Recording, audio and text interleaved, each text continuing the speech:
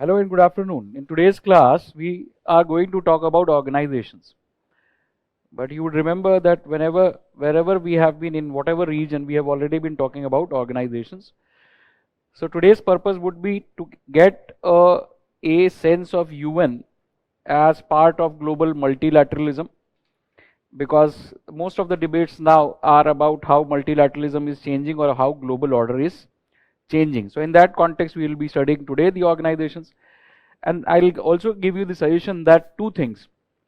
When you look at the questions, we have seen questions, enough number of questions we have seen throughout the classes, if you'll remember. So you have an idea of what kind of questions are asked. And if you have looked at 2022 question paper, you will find questions like UN Credentials Committee question. All right? देखा है आपने question? UN Credentials Committee. So now understand that most of the preparation for organization is part of what we call current affairs. All right, if an organization is in news, if something is in news, that translates into questions. All right, and then there are certain regular category of questions, for example, publications, right? That would be static part of it. So if you look at Credentials Committee question, it came in the context of newspapers covering the question of Afghanistan's inclusion as the member of UN under Taliban. So Hindu में भी छपा, express में भी छपा, और उसी context में the question was there on UN Credentials Committee, right? So ये आप, this is something that you should keep in mind. Now look at these kinds of questions. So these are different varieties of questions which generally have come from IR. So you could see first question, of course, easy to answer, right?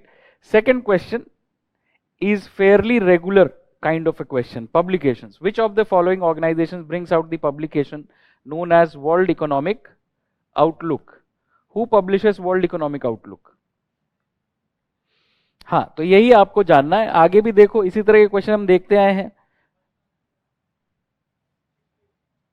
First का answer तो इसका मतलब polity में काफी पीछे चल रहे हो.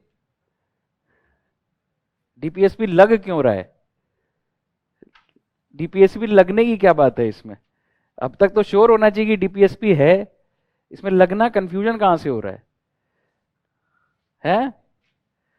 तो ये क्वेश्चन जो है, जब कॉन्स्टिट्यूशन पढ़ते हैं, जब आईआर भी पढ़ने की शुरुआत करते हैं, तो we always mention article 51 of the constitution. याद है? And if you don't remember your constitution, at least remember its major parts and their names. उससे ही काफी काम हो जाता है. ठीक है, आंसर मिल गया. क्वेश्चन टाइप देखो, यहां से क्वेश्चन एग्जाम में नहीं आ रहा है ना. तो ये क्वेश्चन देखो, Amnesty International is, right? So generally I have told you when we started that there are three kinds of questions that you will find in the preliminary examination. One is location based question. That's the most frequent question that you will see inspired by IR. Two, relations based questions, and three, organizations and agreements based questions. All right, these three kinds of questions you will find in the preliminary examination, agar aapko yaad ho, right? So we are looking at the kinds of questions, right? And we have seen many questions during each of the region that we travel. Amnesty International is, would it be difficult to answer this question? First of all, get that sense. If you are reading newspaper, Amnesty International के बारे में जब भी छपा है, जो भी छपा है, it will tell you that it's a, बताओ, right? So it's a human rights movement. It basically advocates prisoners' rights or rights of the under trial, right, or rights of the political prisoners. So generally a humanitarian human rights agency. तो UPSC ऐसे question भी पूछता है. You should be aware of it. ये तो question याद होगा आपको. All right, you will remember this question. India is a member of which of the following? We had studied Indo-Pacific, Southeast Asia.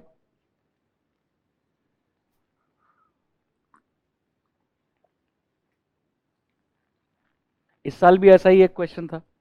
All right, 2022 also you had a similar kind of a question.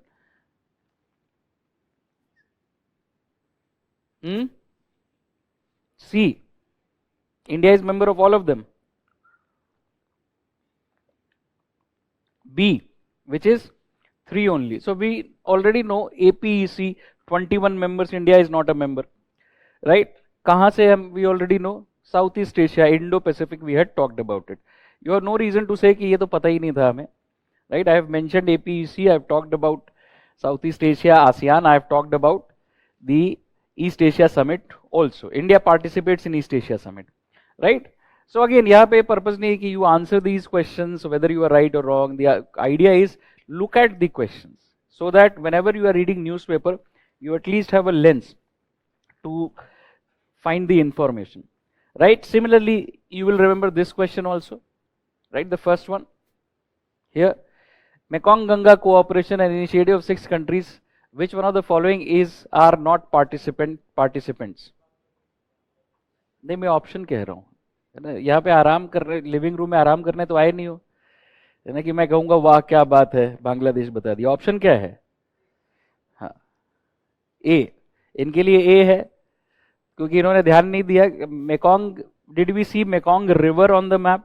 याद है आपको? वो तो याद होगा। तो Mekong river के context में साउथ ईस्ट एशिया में we had talked about Mekong Ganga cooperation, remember?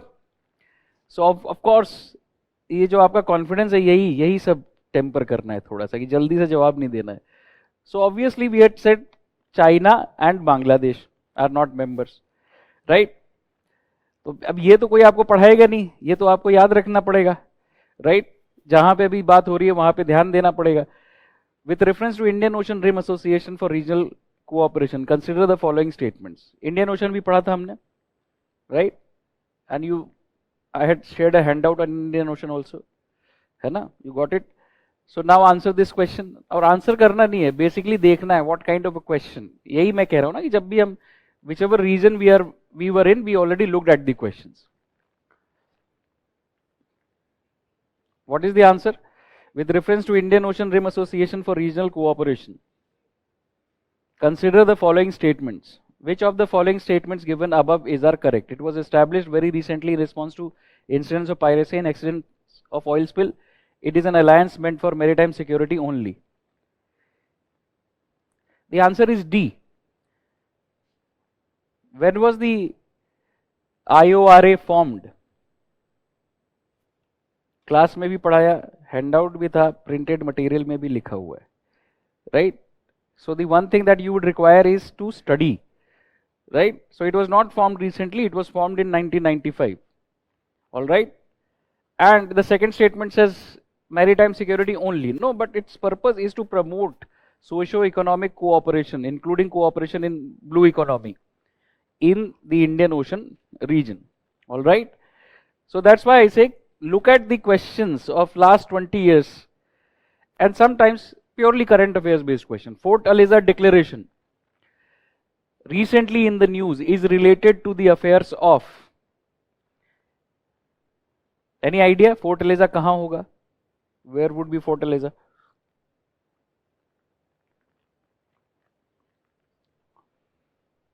OECD. ये गेस किस लिए है OECD?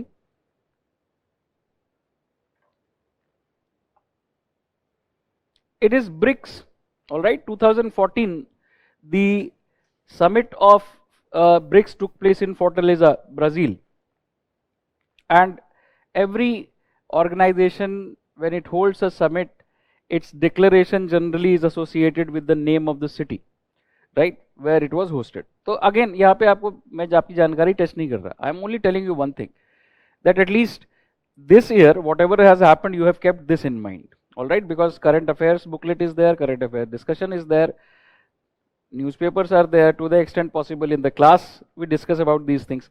So they are purely current affairs based question. 2014 Fortaleza is where BRICS held a summit and Fortaleza declaration took place. ये तो समझ में आ रहा है ना कि 2014 में हुआ, 15 में एग्जामिनेशन में पूछा, ये दिख रहा है आपको, right? Among the following, which were frequently mentioned in the news for the outbreak of Ebola virus recently?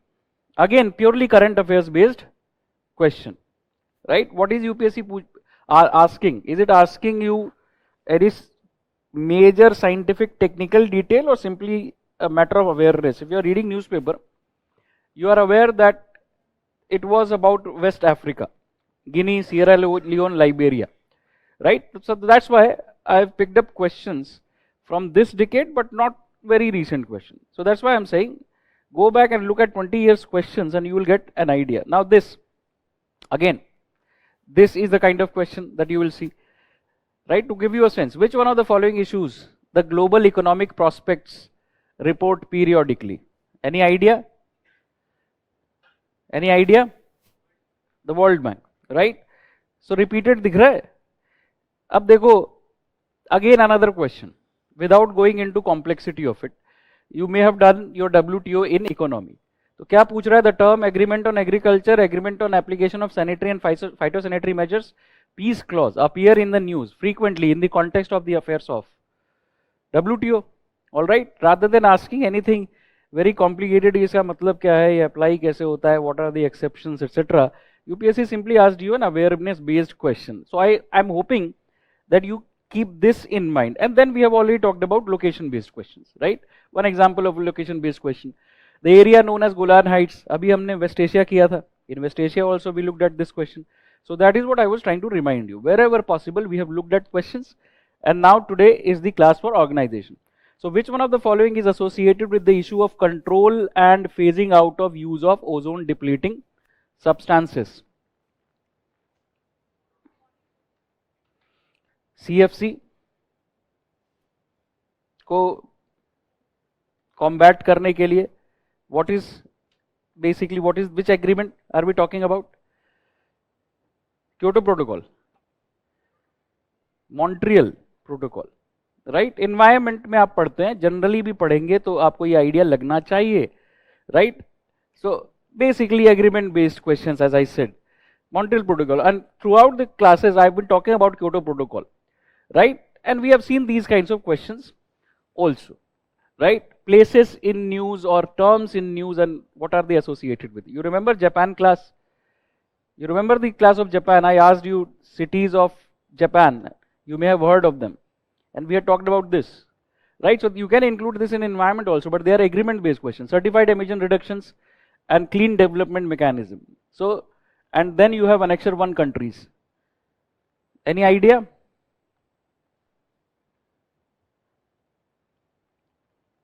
केवल क्लास में आने से तो काम नहीं चलेगा. Throughout the classes, the simple idea has been that I have asked you to put your efforts in. Frequently UPSC ऐसा ही question पूछता है. सिंपल आइडिया आज का ये है कि आपको ये आइडिया लग जाए. इनमें से किसी के बारे में कोई आइडिया? नगोया और क्योटो तो क्लास में ही हमने बात की है, right? Because we were talking about cities of Japan. फिर मैंने कहा कि आपने शायद सुना होगा about the cities of Japan and the agreements that they are associated with, right? So any idea? Environment हो गया, होने वाला है, चल रहा है. Okay, any idea? A, 1 and 2 only. Okay, why not 3 only? C. Nagoya protocol किस पे? ये इतना ही याद कर लो. What is Nagoya Protocol on? Japan का लेक्चर याद कर लो और जाके आज जापान का लेक्चर रिवाइज करना. उसका जो पहला 5 मिनट मैप देख रहे होते ना, 10 मिनट, वो देखना. सो यू विल रिमेंबर कि क्लास में हमने बात की है इस बारे में. सो ऑब्वियसली ये certified emission reduction, clean development mechanism, both are covered by Kyoto protocol, not the Nagoya protocol. All right. So Nagoya protocol is on genetic, है ना, बेनिफिट शेयरिंग प्रोटोकॉल कहते हैं उसको. तो ये हमने देखा था. It is a protocol to convention on biodiversity, right? Kyoto protocol is a protocol to, again this is a question that I have always asked you, बहुत बार पूछा है मैंने. क्योटो प्रोटोकॉल इज ए प्रोटोकॉल टू, आज आंसर कर दो. इसका आंसर तो मैं बता चुका हूं आपको वैसे भी. No, it's a protocol to some major agreement, some larger agreement. Kyoto Protocol is a protocol too.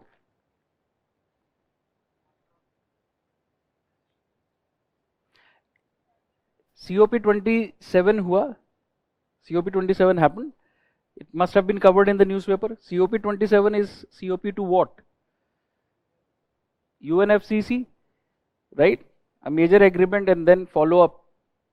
United Nations Framework Convention on Climate Change and Kyoto Protocol came out of the Kyoto COP, just as this year we had COP at Sharm el Sheikh, Egypt, and thereby Kyoto Protocol is a protocol to UNFCCC. अब ये तो मेरे कुछ favourite सवाल हैं जो मुझे याद है, मैं हर क्लास में पूछता हूँ, हर बैच में पूछता हूँ, तो I remember I have asked you this as well, right? चलिए, so keep an eye on the questions and you will find fairly regular kind of questions. Outlier की तैयारी नहीं की जाती, you can't prepare for outlier. Anybody can show you a very difficult question and say that UPSC has become this और UPSC has become that, but that is not the case. UPSC generally persistently asked certain kinds of questions if you pay attention to it. So abhi tak nahi kiya to kar lena aage. India's ranking in the ease of doing business is sometimes seen in the news. Which of the following has declared the ranking? Right? Easy question. World Bank to samajh mein aaya, मैं बोलता रहता हूं आपसे, and you will remember that these kinds of questions are asked by UPSC, right?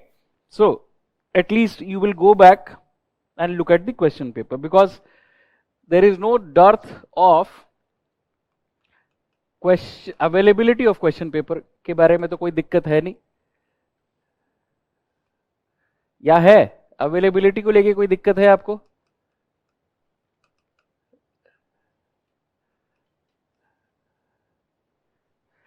है ना? Question paper मंगा लो, खरीद लो, देखना शुरू कर दो, right?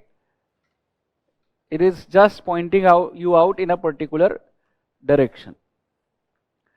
Now, when we talk about international organizations, we can talk about intergovernmental organizations. We can talk about INGOs, international non-governmental organization, and we can talk about organizations which are hybrid in nature. All right? But the first question is, what is an organization? What is an organization? The first question is, what is an organization? Anyone from public administration, sociology, political science as their optional. UPSC का exam देना है ना?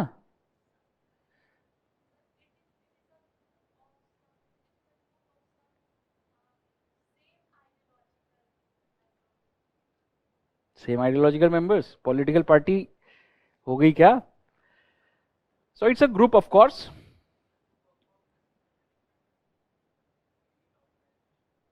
To perform, we need organization. So again, what you are saying is, जो दूसरा सवाल इसके आगे आता ना, उसका जवाब दे रहे हैं आप, है ना, कि क्यों जरूरत होती है ऑर्गेनाइजेशन की. The first thing is, what is an organization? So of course it's a group.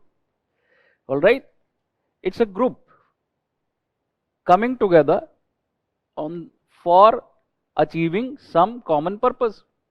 All right, so that's basically what we are talking about, an organized group for the purpose of achieving a common objective or set of objectives. That would be an organization in simplest terms. ये कोई science का definition तो है नहीं, या lab में perform करने के लिए कोई फॉर्मूला तो है नहीं कि यहाँ पे गलत हो सकता है. तो think and then try an answer, right? Shashwat says an organized group of people with a particular purpose, such as business or a government department. Organization, right? When people come together and work, and they work for a common purpose. So organization का generic इस्तेमाल होता है कि government organization, all right, private sector organization, international organization. तो root तो organization है. An organization would involve a certain organized grouping together for achieving common purposes. Akash says people come together to fulfill same interest. Astha says group of people coming together for some purpose. So we understand that an organization can be referred to as an organized group coming together for achieving common goals. And when these common goals are to be achieved, of course, there are certain rules which have to be developed. So organization also then facilitates interaction among its members to formulate commonly agreed upon rules. समझ में आई बात? Right? What's an organization? So that simple understanding would do. Again, now when we look at these organizations in the international relations context, now we start differentiating in them on the basis of what is their characteristic? Who is the primary participant? Who is forming this group? That is the question. So when governments are the primary participants, we call them intergovernmental organization, right? When such organizations do not have governments as their primary participants, we call them international non-governmental organization. For example, simple example here, any number of examples can be there. UN, all right, from the question we saw, for example, Amnesty, right? And then you may have certain hybrid organizations where, for example, by definition, you would require participation of experts from the universities or scientific community or private sector. So some organizations are hybrid by nature, right? For example, ITU. ITU is International Telecommunications Union. All right. So telecommunications, when it comes to its regulation, it generally falls under government's purview. When it comes to development of technology, it happens in universities or in private sector. So that's why you will see this also is the nature of some organizations.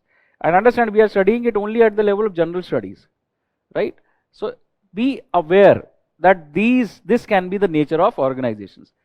But we also understand that certainly in international relations, mostly we talk about intergovernmental organizations, be it SAARC or UN or BIMSTEC or ASEAN or SCO or any of the organizations that we have talked about so far have been intergovernmental organizations, because states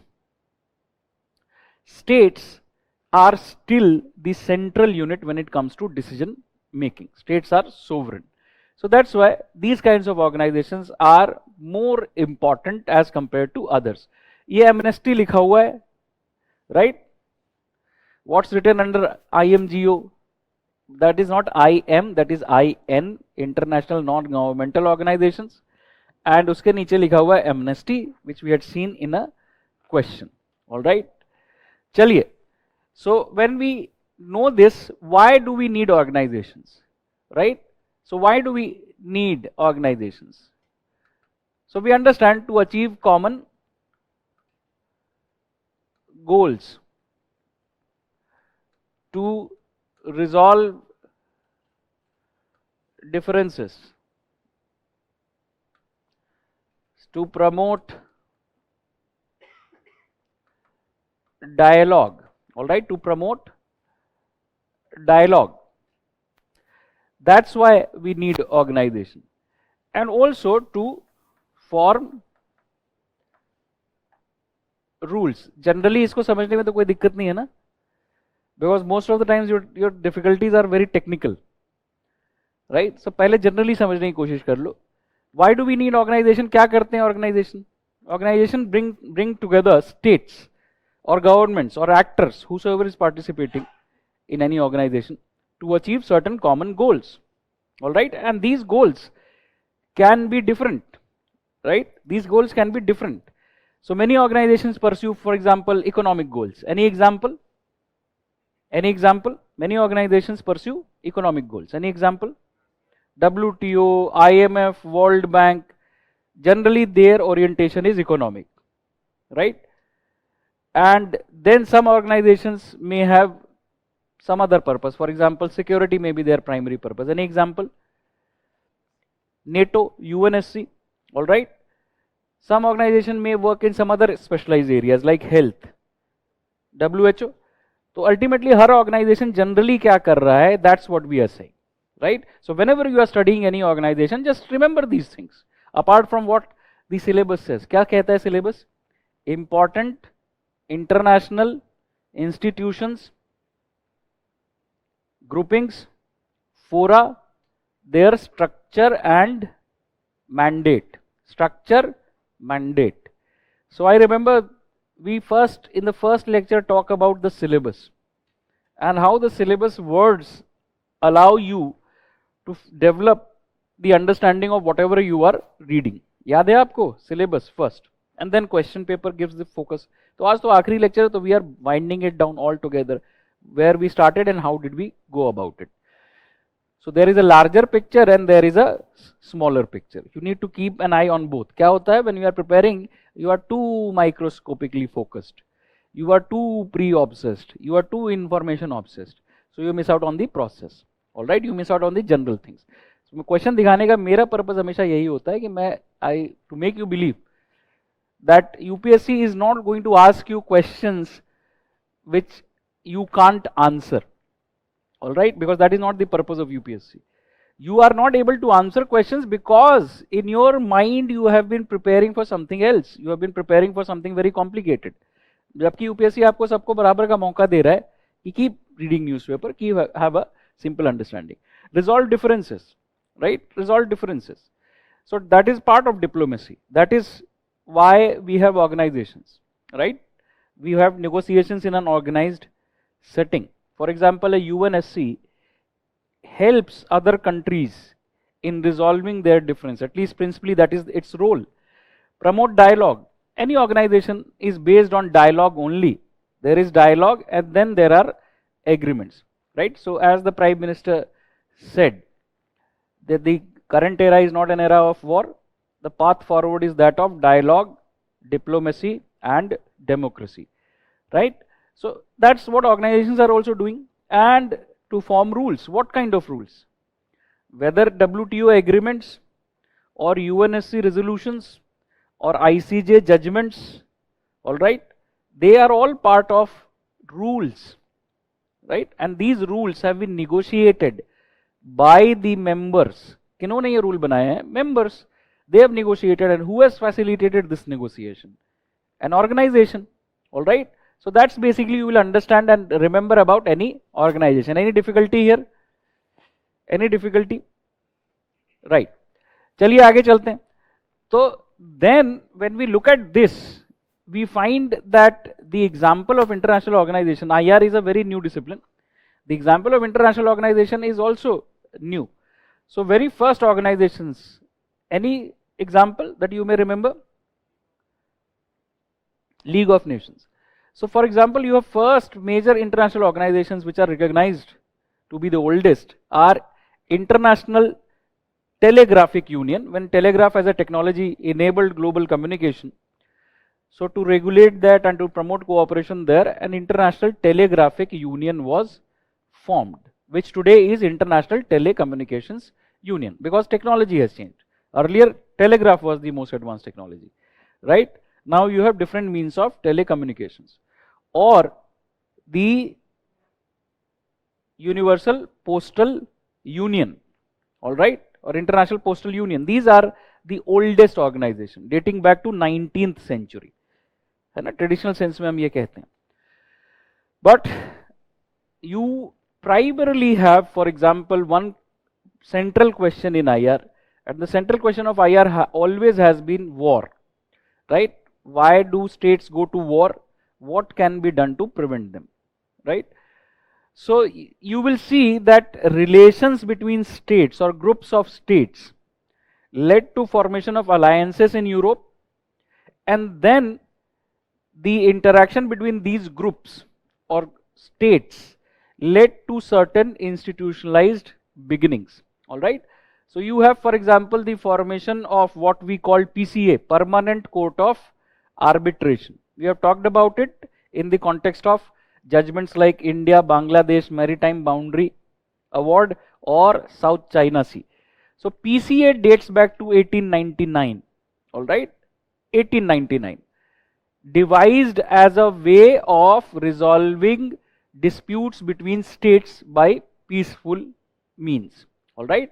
So PCA, Hague Convention of 1899 and Hague Convention of 1907.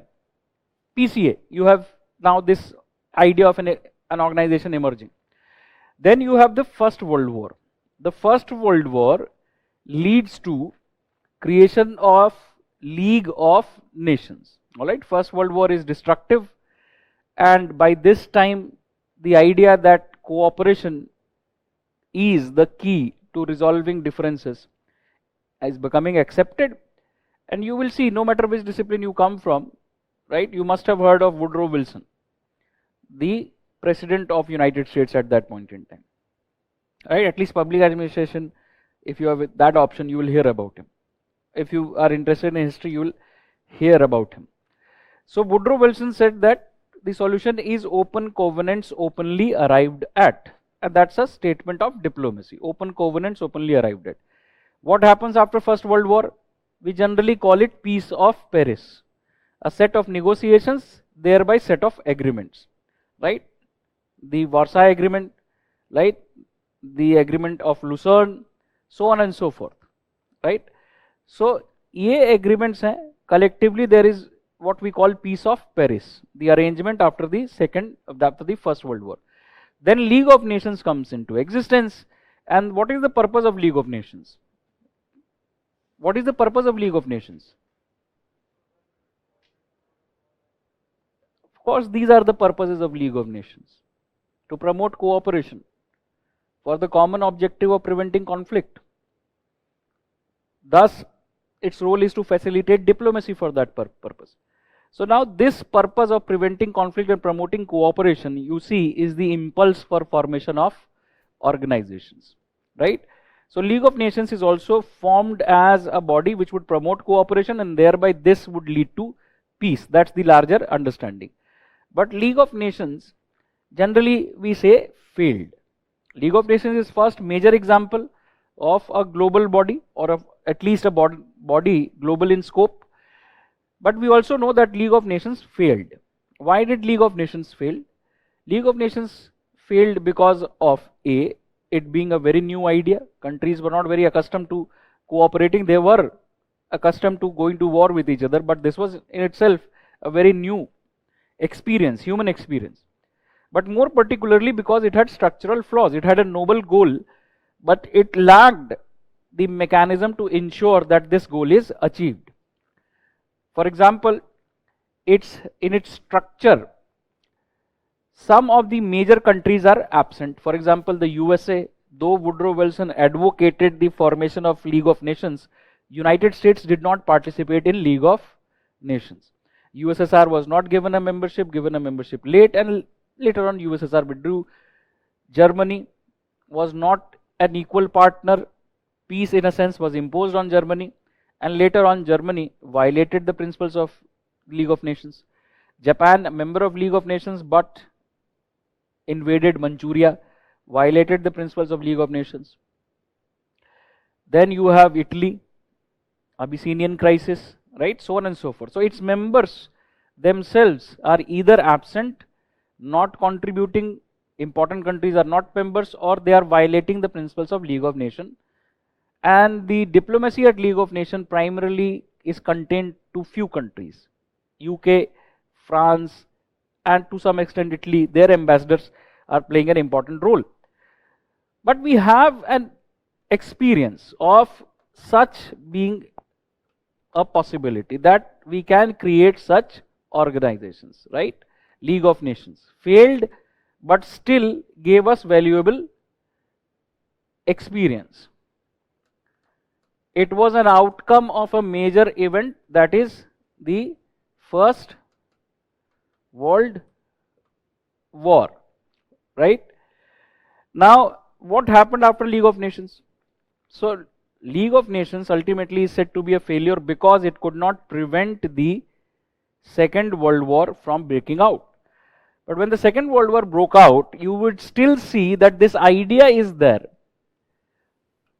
of having such kind of an organization. And now what League of Nations was is the United Nations, right, which is formed in the year 1945. All right, 1945 is the formation year of the UN. It shows that the idea of League of Nations was not flawed, not a failure. The activities of League of Nations, the functions of League of Nations may have been limited, may have been challenged, but the idea was not a failure. The idea that nations should cooperate, and that is the basis of stability globally, takes root. So that's why UN is formed. You have again, who forms it? So understand, just as the Peace of Paris primarily is dictated by the victorious powers, the order after the Second World War is also in many ways dictated by the victorious powers. So the Allied states have series of conferences, right? One of the conference is the UN conference, all right? And there is a declaration of the United Nations. So again, you will see these negotiations are about what kind of world order should be there after Second World War, what would ensure greater stability. So you see what it represents is, UN represents is what we call multilateralism, all right? Multilateralism, I have mentioned this many a times in class. I may have defined it as well. What is multilateralism? What is a multilateral kind of engagement? In very simple terms, engagement between 3 or more countries is generally said to be multilateral engagement, all right? So it's a collective approach to solving global problems. So it represents multilateralism, and then it is based on a charter, right? This charter has the character of a treaty or an agreement. So even organizations are formed on the basis of diplomacy, negotiations, right? So that's basically what you will see is UN representing. So thereby what you will see is its charter basically, and the principles contained in the charter is what we can call the mandate of the UN, all right, which is to promote international peace and security, to promote cooperation among countries, to act as a center of harmonizing the actions of countries, and also later on the UN adopts what is called Universal Declaration of Human Rights, right? So one of the objectives of UN also is to promote respect for human rights globally. But ultimately you will see to promote cooperation, to act as a center for harmonization of actions of nations, right? Promoting friendly relations, to uphold peace and security, right? And also to promote the respect for human rights. By the way, printed material में भी अगर आप चाहें तो काफी detailed treatment है इन सारी चीजों का, right? So that is basically what is happening. We agree on common principles, and we agree that we will continue cooperating under this organization to promote these principles. So thereby you will see largely the UN has a diplomatic role where it represents global multilateralism after Second World War, all right, or it represents the multilateral order of the post Second World War. It acts on the basis of a treaty called UN Charter. So every country which is a member of UN accepts this treaty, accepts this charter, and this then defines the purpose of the UN. So thereby UN function is diplomatic. It promotes diplomacy, multilateralism. Its purpose is to promote global peace and security and promote cooperation to that end, and its another purpose is to promote development, cooperation for development. So development function, security function, diplomatic function, and also human rights function you will associate with the UN. So we said any organization brings together actors to achieve common goals, common purposes, and these can be called the common goals of the UN. So now about any organization, we simply want to know certain details. So how many countries were there when the UN was formed? 51 founding members of the UN, all right? When UN was formed, there were 51 founding members. Is India a member? Was India a member? Is India a founding member? Yes, India was a founding member at that point in time, right? Founding member. Now, how many members are there at the UN currently? 193. Which is the latest one to join the UN? South Sudan in 2011. South Sudan joined the UN. So you gradually become familiar with these kinds of facts, and then you start talking about other features of it, right? So now it's a no-brainer that the headquarters of the UN is located in New York. That is where its main office is located. Now if you see, for promoting such cooperation, the UN has developed rules, right? And these rules are contained mainly under the charter. Charter is like the constitution of the UN, right? So if you want to change the charter, if you want to bring about any reform, you have to change the charter or amendment to the charter. This requires 2/3 of the vote of General Assembly, meaning any charter reform would require support of more than a majority of these countries. All right. So that's another characteristic of the UN, multilateralism. You will need to get with you a large number of countries if you want to pursue any agenda. So by definition, multilateralism is about partnership between multiple countries, as many of you were saying, right? So this is one example, 2/3 majority required to change the charter, right? This is example of what? Multilateralism. This is what would mean multilateralism, that you are not taking action on the basis of few, right? So this then is something that you should remember. Now moving forward, what we need to know or understand is that what is it that the UN does, and for that we need to look at its structure. So its structure is something like this. It has principal organs, all right, and under the principal organs you have what are called special programs and funds, special programs and funds, right, like UNDP or like UNEP, like. So there are multiple, and then there are also what we call specialized agencies. All right, there are also specialized agencies. So this can be called the UN system. The UN itself, special programs and funds, and specialized agencies, right? So that would be the broadest structure that should be there in your mind of the UN, right? And we have taken the example of the most complicated of multilateral bodies. Others are simpler. So thereby, when we talk about the UN, we talk about first the principal organs. What are the principal organs of the UN? So the principal organs of the UN are, and I remember having mentioned it because first time we study ICJ when we are in which lecture? Pakistan, Kulbhushan Jadhav case, है ना? So General Assembly. The second organ is Security Council. Third, you have the Economic and Social Council.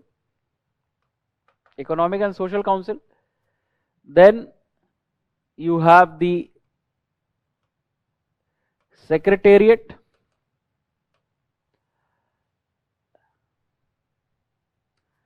And then you have what we call the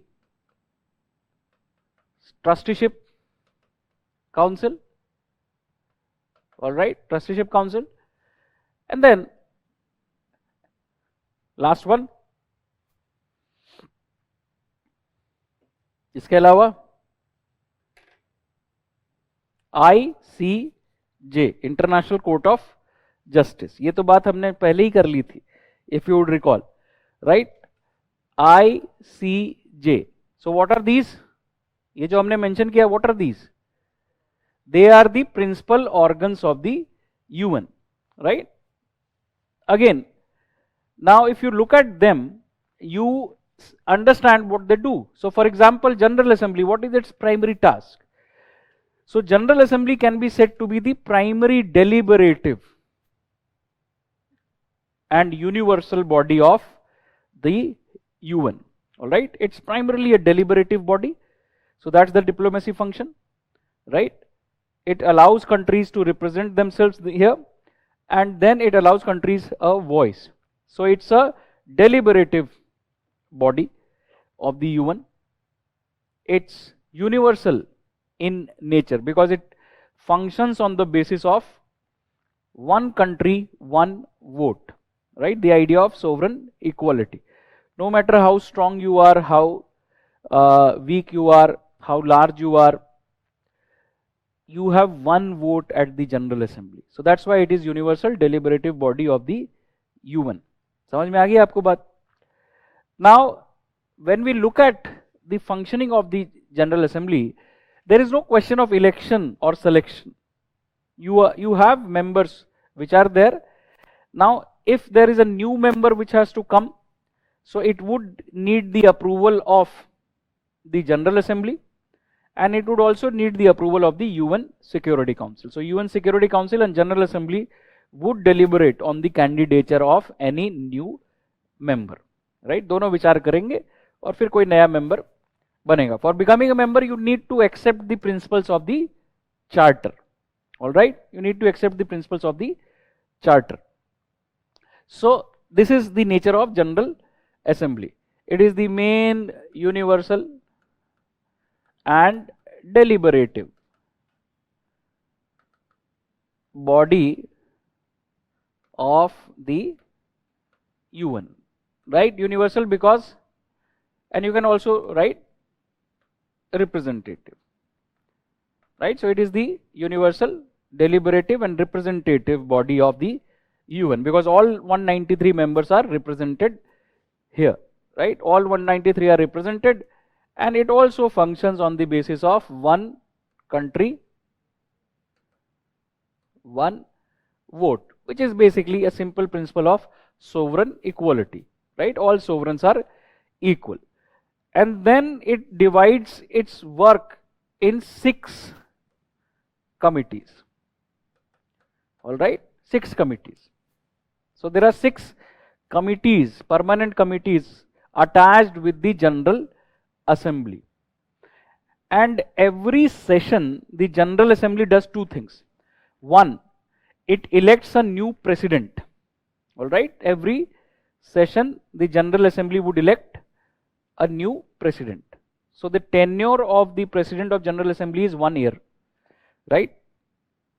A president is elected at the beginning of each session of the General Assembly, right? एक तो ये करते हैं, General Assembly का president elect करते हैं अपने में से, and they appoint some other committees. For example, the Credentials Committee, on which the UPSC had asked a question. The Credentials Committee is constituted by General Assembly, and it basically reports to the General Assembly on the credential of its members. All right, whether their representation is up to date or not, right? So that is how the General Assembly works. Debates, passing resolution, but the resolution of General Assembly have largely a symbolic significance. A, they represent the moral opinion of the international community, right? General Assembly resolutions represent the moral opinion of the international community, right? Number 1. Number 2, they can also contribute to the development of international law. All right, they also contribute to the development of international law, but they themselves cannot be said to have any real legal implication. So they are declarations, declaratory in nature, right? It's resolutions, it's debates. But where the General Assembly plays an important role is in various elections, right? Elections to ECOSOC, Economic and Social Council, elections to UNSC in the non-permanent category, right?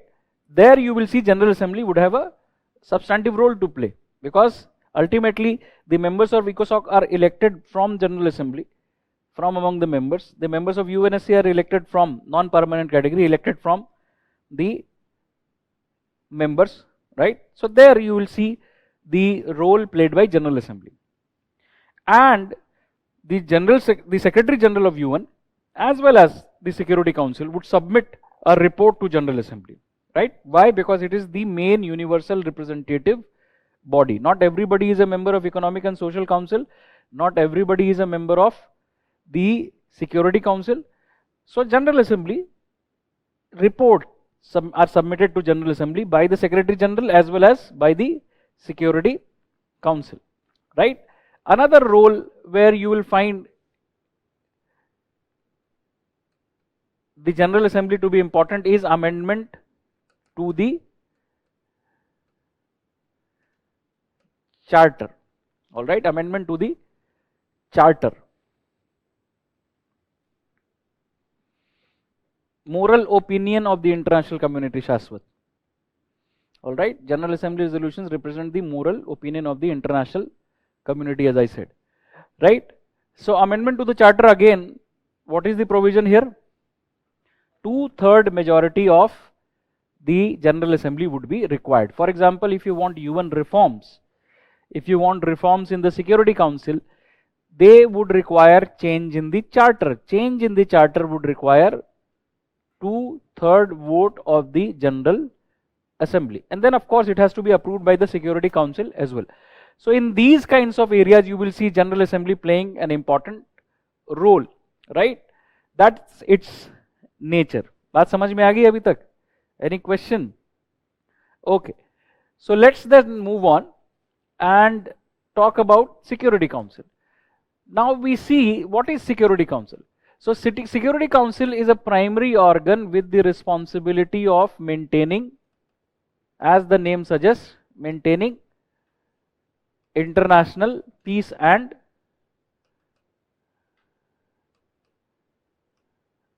security. So for General Assembly we use terms like main deliberative, representative and universal body. We cannot use those terms for Security Council, right? But we have a more specific role of the Security Council, maintaining international peace and security. So that's why it has a different structure. So what is the structure of it? It has 15 members.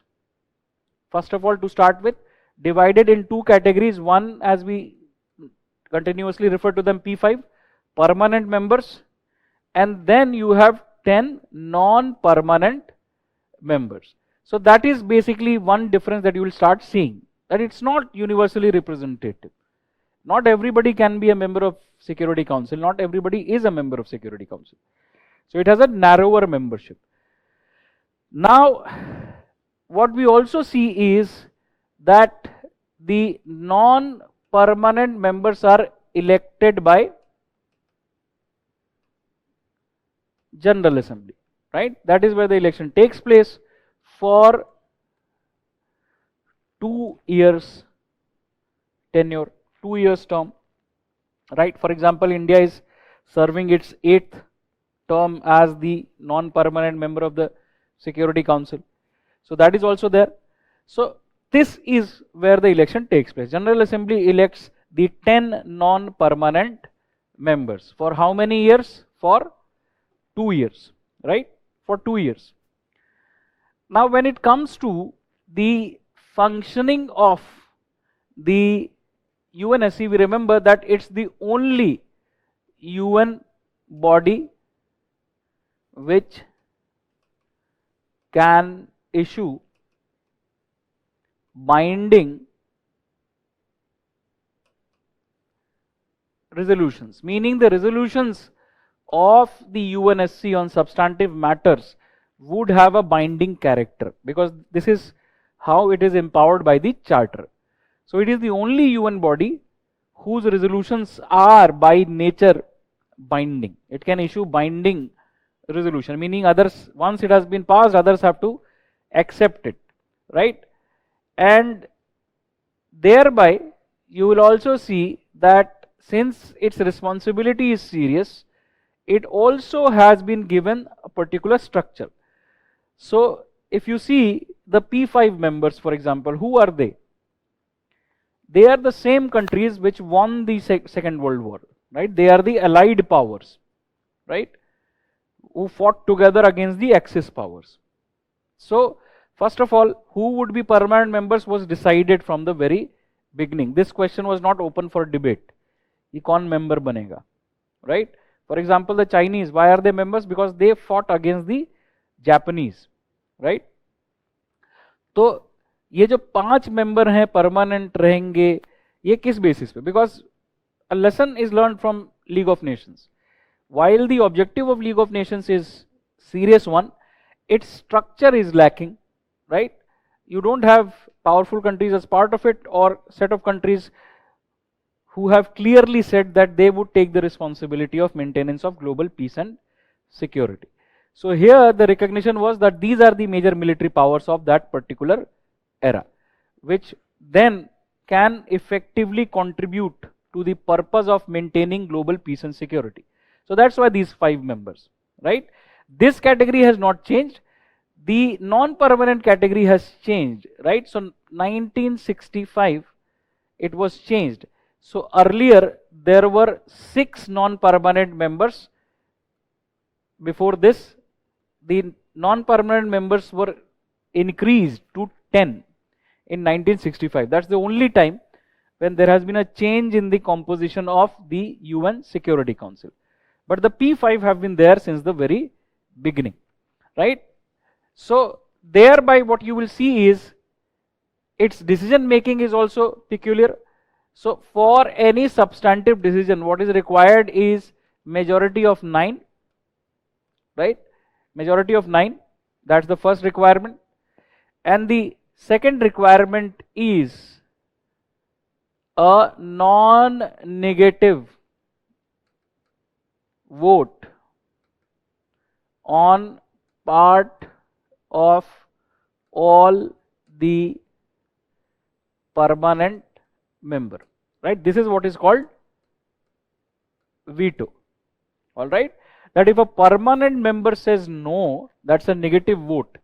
So even if there is a larger majority, that decision cannot be carried out. This is what is called veto, because the procedure requires that there should be non-negative vote on part of all the permanent members. Non-negative vote का simple मतलब there should not be a no vote, a negative vote by any permanent member. So even if one single permanent member votes negatively, a substantive decision cannot be taken. So for example, even if the majority is 14 and one country is opposing and this country is a permanent member, and if it is saying no, then that is a veto, all right? What is required for any decision to be taken is majority plus a non-negative vote on part of all the permanent members. इसका मतलब क्या है? इसका simple मतलब है कि किसी भी परमानेंट मेंबर को नहीं कहना चाहिए. अगर कोई डिसीजन होना है, अगर किसी परमानेंट मेंबर ने, किसी एक ने भी कहा नहीं, तो that decision can not be taken.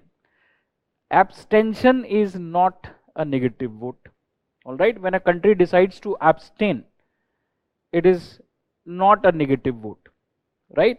So it can happen that 14-0, meaning 14 voted in favor, 0 voted against, and one country abstained. So this decision would be carried out. So abstention is not a negative vote. Negative vote का मतलब होता है no, all right? तो requirement ये नहीं है कि सबको यस कहना चाहिए. रिक्वायरमेंट ये है कि किसी को नो, परमानेंट मेंबर को नो नहीं कहना है. किसी भी परमानेंट मेंबर का नो कहना, वो decision can not be carried out. That's basically what the meaning is. So this special procedure also is there, keeping in mind the role of the council. Now if you see, the council has certain committees. For example, it has a military advisory commission or military advisory committee. So these are military advisors of the member countries to provide advice to Security Council on matters of military importance, right? And then it has 3 standing committees. All right, it has 3 standing committees, right? So what are these committees on? One on rules of procedure. All right, one on rules of procedure. The other on new membership, right? When the UNSC had to consider new member of the UN. And third is a committee on meetings outside the UN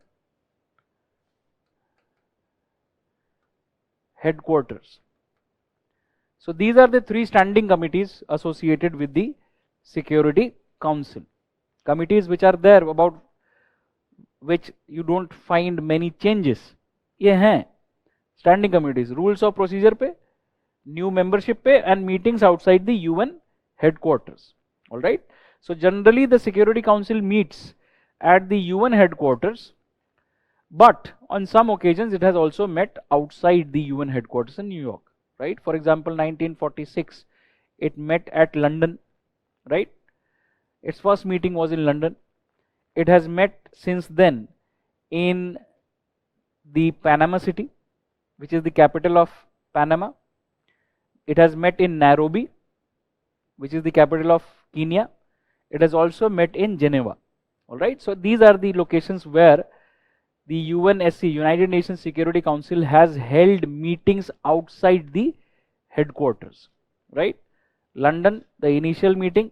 Then after that, generally the meetings are at headquarters, but then the exceptions are meeting in Panama City, Nairobi and Geneva. तो उसके लिए जब भी ऐसा कुछ हो रहा हो, meetings outside the UN headquarters. And then it has the capacity to form other committees also. The charter empowers it to form committees. So it has formed multiple ad hoc committees, committees which are purpose specific. For example, the counter terrorism committee. All right, for the purpose of coordinating counter terrorism efforts. Then you have what are called various sanctions committees. Multiple sanctions committees are there which have been created by the UN for the purpose of looking after the sanctions, right? Sanctions committee on Libya, sanctions committee on Iraq, North Korea, Iran, many sanctions committee. And one of the most famous sanctions committee is the 1267 committee. All right, 1267 committee is a sanctions committee, right? 1267 is the resolution, right? 1267 is the resolution of the Security Council which led to the creation of mandate of the sanctions committee, right? So it is called sanctions committee on ISIL, Al Qaeda and related entities. So it basically lists terrorist entities and terrorist organizations banned by the UN, sanctioned by the UN, right? So sanctions can be country specific. For that you have sanctions committee to coordinate that, to govern that, and sanctions can be on groups and individuals. So for that also you have the 1267 committee. The nature of this committee is ad hoc, right? And then it has created war crime tribunals or international criminal international criminal tribunals, generally to try war crimes. So it has created two such committees, two such tribunals, one on Rwanda and another on former Yugoslavia. So that is also what the Security Council does. It creates some quasi-judicial bodies also, and it has created two international criminal tribunals, one for Rwanda where a massacre, ethnic massacre took place, and Yugoslavia, again a civil war situation where ethnic massacres took place, right? So that is what the international criminal tribunals do. They try individuals responsible for war crimes, all right, military generals or political leaders in these cases. So this is also what it has done, and it has also created what is called a peace building commission. All right, the Security Council has also created what is called a peace building commission, right? So peace building commission is an advisory body of both United Nations General Assembly as well as United Nations Security Council. So that's basically give you an idea. The deeper you want to go into any of these areas, there is no dearth of detail, right? But we have focused here to open up the structure of UNSC, because UNSC is mostly in news, most regularly in news in the context of UN functioning, right? So this is what the UNSC does. Now if you see the actions of UNSC, so there you will you should remember that chapter 6 and chapter 7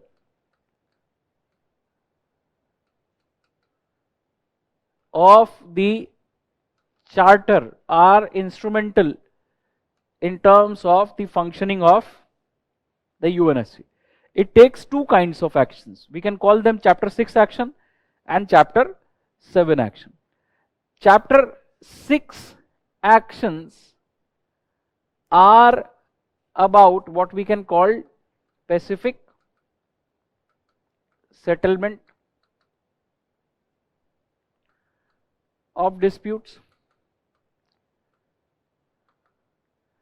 and chapter 7 are about any threat to peace, breach of peace,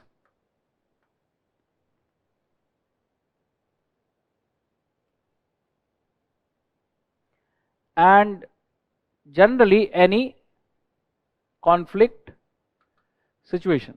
All right, if there is a threat to peace, if any situation amounts to threat to peace, if there is already a breach of peace, something has happened, and if there is a conflict going on, and if there is a requirement for punitive action, chapter 7 provides that punitive action, right? So basically you can understand that this is about the punitive actions generally. So now if you see, the first task of the Security Council, if an issue is reported to it, is to ensure cessation of hostility. First thing that the Security Council would do, it would ensure cessation of hostility. But before that, if hostility has not broken out, but there is a dispute which may lead to breach of peace, which threatens peace, what it would do is, as the name suggests, it facilitates Pacific settlement of disputes, right? So it may appoint a representative which may facilitate that, or it may help in formation of rules and principles on the basis of which dispute can be resolved. It can facilitate resolution of dispute between countries, and it can also appoint a political mission, right? If long-term task is required, it can also appoint a political mission. That is what it can do, right? It would first ask countries to peacefully resolve their differences. Any organization first would prefer this, that whosoever dispute is that they should resolve it among themselves peacefully, right? And what would the UNSC do in this case? It would facilitate such a resolution by appointing a representative or by guiding in the formation of rules and principles for resolution, or by appointing a larger political mission for the same purpose. Now, if something amounts to breach of peace, right, it is no longer a threat to peace, something amounts to a breach of peace, लड़ाई हो चुकी है, so the first focus of UNSC would be cessation of hostility. Even in chapter 7 action, first aim is cessation of hostility, right? Or this would mean A, for example, ceasefire agreement, as happened in the case of India. Ceasefire agreement was facilitated by the UN between India and Pakistan, right? Or to observe this ceasefire, it may appoint observers. So that is what happened in the case of India-Pakistan. The UN appointed United Nations Military Observer Group for India and Pakistan, right? That is what it would do. But at the same time, its aim always is to return the situation to normalcy, return the situation to peace, right? And after ceasefire, the same actions can take place. All right, after ceasefire, the same action can take place. At attempts, efforts at peace, diplomacy can be given a chance if this has happened. But if things go beyond this, then what kind of punitive action can it take? If things go beyond this, A, the Security Council can use sanctions, all right, which includes order for asset freeze, bank account freeze kar do, right? Or which may include travel bans, right? Sanctions of this nature, right? It can also order a blockade, right? It can order a blockade of a country which is causing breach of peace. Blockade ka matlab block all the entry and exits of that country, right? For example, declare a no-fly zone. For example, blockade its ports, blockade its land entry points. That is what the UNSC can tell its members to do, blockade. Then it can also issue financial penalty, right? It can penalize the guilty country that it needs to pay, just as it penalized Iraq. Now, it can also authorize military action, all right, or a military mission, as it did in the case of Afghanistan, ISAF, International Security Assistance Force, right? Authorized military action, offensive action. It also did in the case of Kuwait-Iraq war against Iraq, 1990. Also, it did so. So these are the kinds of actions that generally come under the purview of the Security Council. It keeps on, first of all, debating issues which have come in front of it for action. It keeps on taking action, right? And that's why it's a continuous body. So the representatives at the UNSC are required to place at least one representative at all times, 24 hours at the headquarters, so that whenever meeting has to be convened or needs to be convened, it can be convened, right? So that's basically the work of the Security Council. And then thereby you will see various committees have to be created to look after this kind of work. So chapter 6 action, chapter 7 action. First priority, cessation of hostility, peaceful resolution of dispute, and then punitive action like sanctions or blockade or financial penalty, monetary penalty, और military action, ये कर सकता है security council. बात समझ में आई आपको?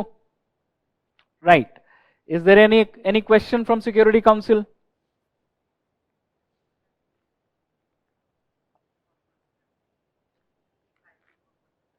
अरे क्या भाई साहब, इतने मैं हर लेक्चर में P5 कर रहा हूं, ये तो सवाल पहले ही पूछ लेना चाहिए था. बताओ, I relied on your intelligence. P5 repeat कर लेते हैं. यूएस, यूके, है ना, फ्रांस, ये कहां से हो गए, नॉर्थ अमेरिका, यूरोप, रशिया, उसके बाद China. US, UK, France, Russia, China, ये P5 है। समझ में आ गई बात? इसके अलावा कोई क्वेश्चन? इफ टू नॉन परम मेंबर्स से नो देन,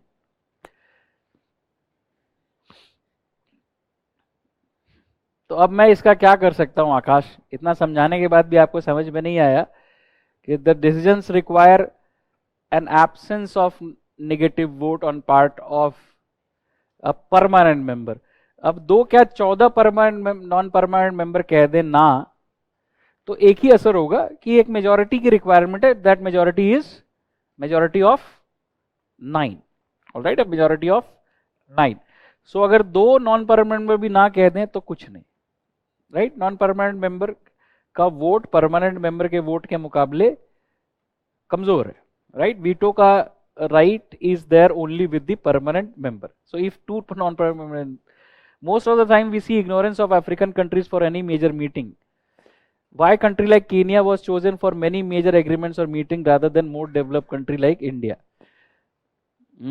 अबे ये अच्छा क्वेश्चन है, इसका जवाब खुद ही ढूंढो, राइट। तो ये आपका दिखा रहा है prejudice towards your own country and general lack of awareness about the world. The world functions on the basis of one sovereign equality. So your country may be important for you, but for the Kenyans, their country is also important. So please don't have this kind of a comparison. Why country like Kenya was chosen for many major agreements? Perhaps that is why Kenya was chosen. है ना, सारी चीजें जरूर important देश, अमीर देश यहीं पे तो नहीं होना चाहिए, right?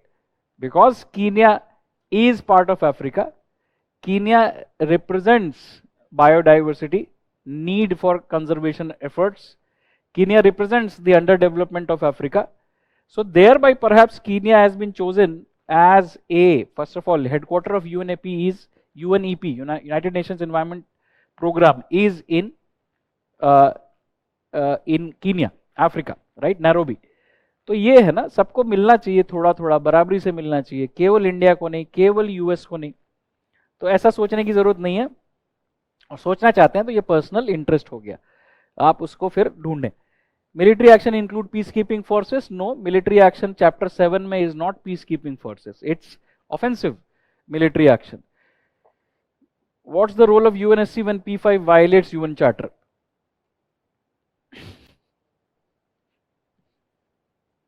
That's an interesting question, and I don't think there is any country in the world which has not violated the UN Charter. Depends on whom you ask. If you ask Pakistan, it would say India violated UN Charter. If you ask India, India would say Pakistan did it. If you ask Russia, US did it. If you ask US, Russia did it. If you ask China, the US did it. So, what you are talking about now is a political question. What can the UNSC do? So remember, if P5 are part of the problem, UNSC cannot do much, because any substantive decision would be stuck by the veto, as you could see in the case of the Crimean crisis 2014 or the current Russia-Ukraine crisis. What has happened? Ultimately, there would be debate, there would be resolutions. But remember, जो league of Nations की कहानी सुनाई ना, वहां पे मैंने आपको clearly एक चीज कही कि any organization is only as strong or as weak as its members make it out to be, right? So League of Nations का failure, League of Nations जैसा कोई individual नहीं था. League of Nations का failure is a failure of its members.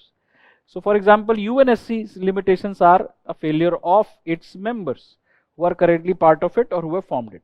But to answer your question very shortly, what is the role of UNSC when P5 violates UN Charter? Of course, debates and discussions would take place. All right, that would take place, but any substantive action cannot take place because of a very precise reason, that P5 have a veto over substantive decisions when it comes to Security Council, right? So this is the Security Council. Now let's very simply after this talk about the other organs. Right? So what is the other organ? So we said the Economic and Social Council.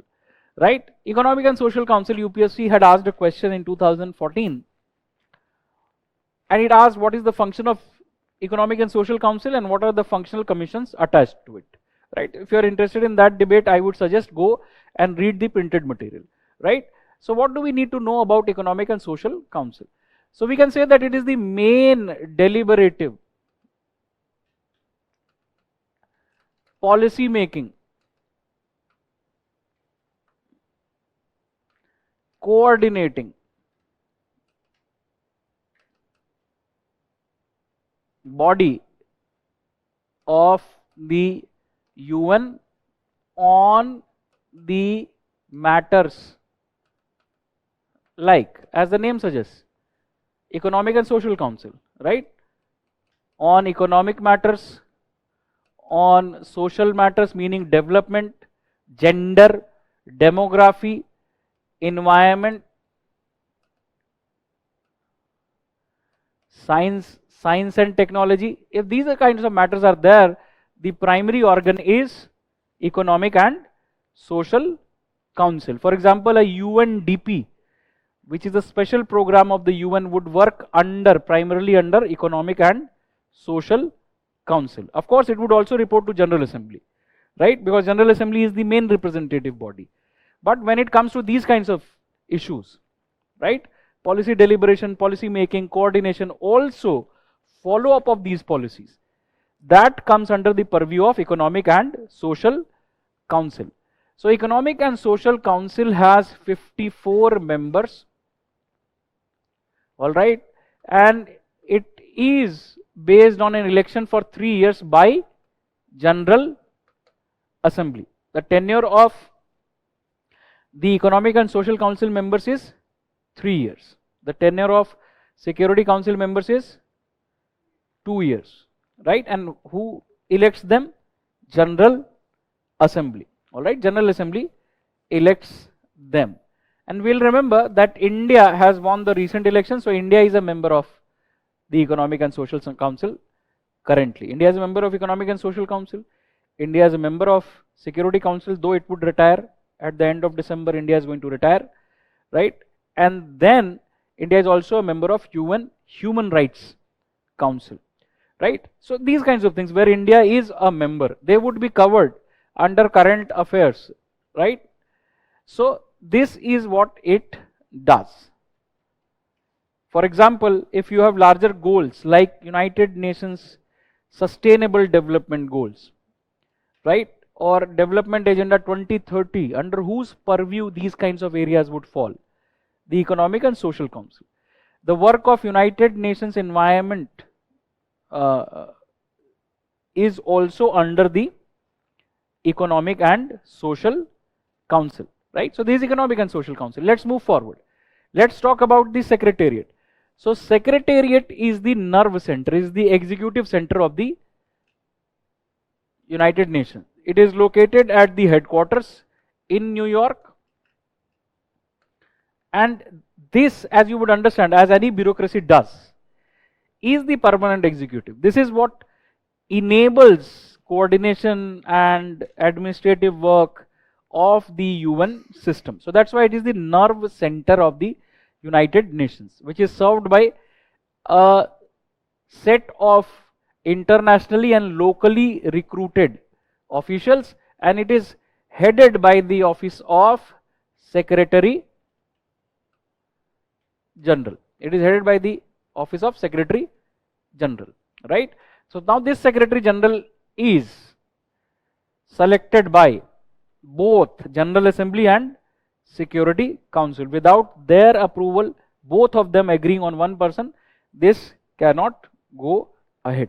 So both General Assembly and Security Council have a say in the appointment of the Secretary General, and the tenure of Secretary General is 5 years, which is renewable. All right, it is renewable. The tenure of Secretary General is renewable, right? So who is the current Secretary General? Did he visit India this year? Antonio Guterres from Portugal, who is the current Secretary General, first became the Secretary General in 2017, and this year he was in India, so of course you should know his name. Antonio Guterres from Portugal, right? So the first line is main deliberative policy making coordinating body of the UN on the matters like economic, social, environmental and science and technology. Now what is the trusteeship council, right? The trusteeship council is the only body of the is the only principal organ of the UN which remains suspended. All right, it remains suspended since 1994. In 1994 the trusteeship council passed a resolution, and since then it remains in suspended animation. It's there, but it does not meet regularly. Why? Because it has completed its purpose. All right, its task has been completed. What was the task? So its task was to manage 11 trust territories after the Second World War. Some territories, generally territories in Africa, Pacific Islands mainly, which were under the control of the Axis powers, Germans, Italians, Japanese. So many of these territories, the question was what should happen to them. So they were designated, 11 of them designated as trust territories, and they were handed over to the trusteeship council, who then was responsible for preparing them for self-governance. All right, they had to be prepared for self-governance. By 1994, all the trust territories achieved self-governance or were absorbed in other countries. So there were no trust territories left to be managed.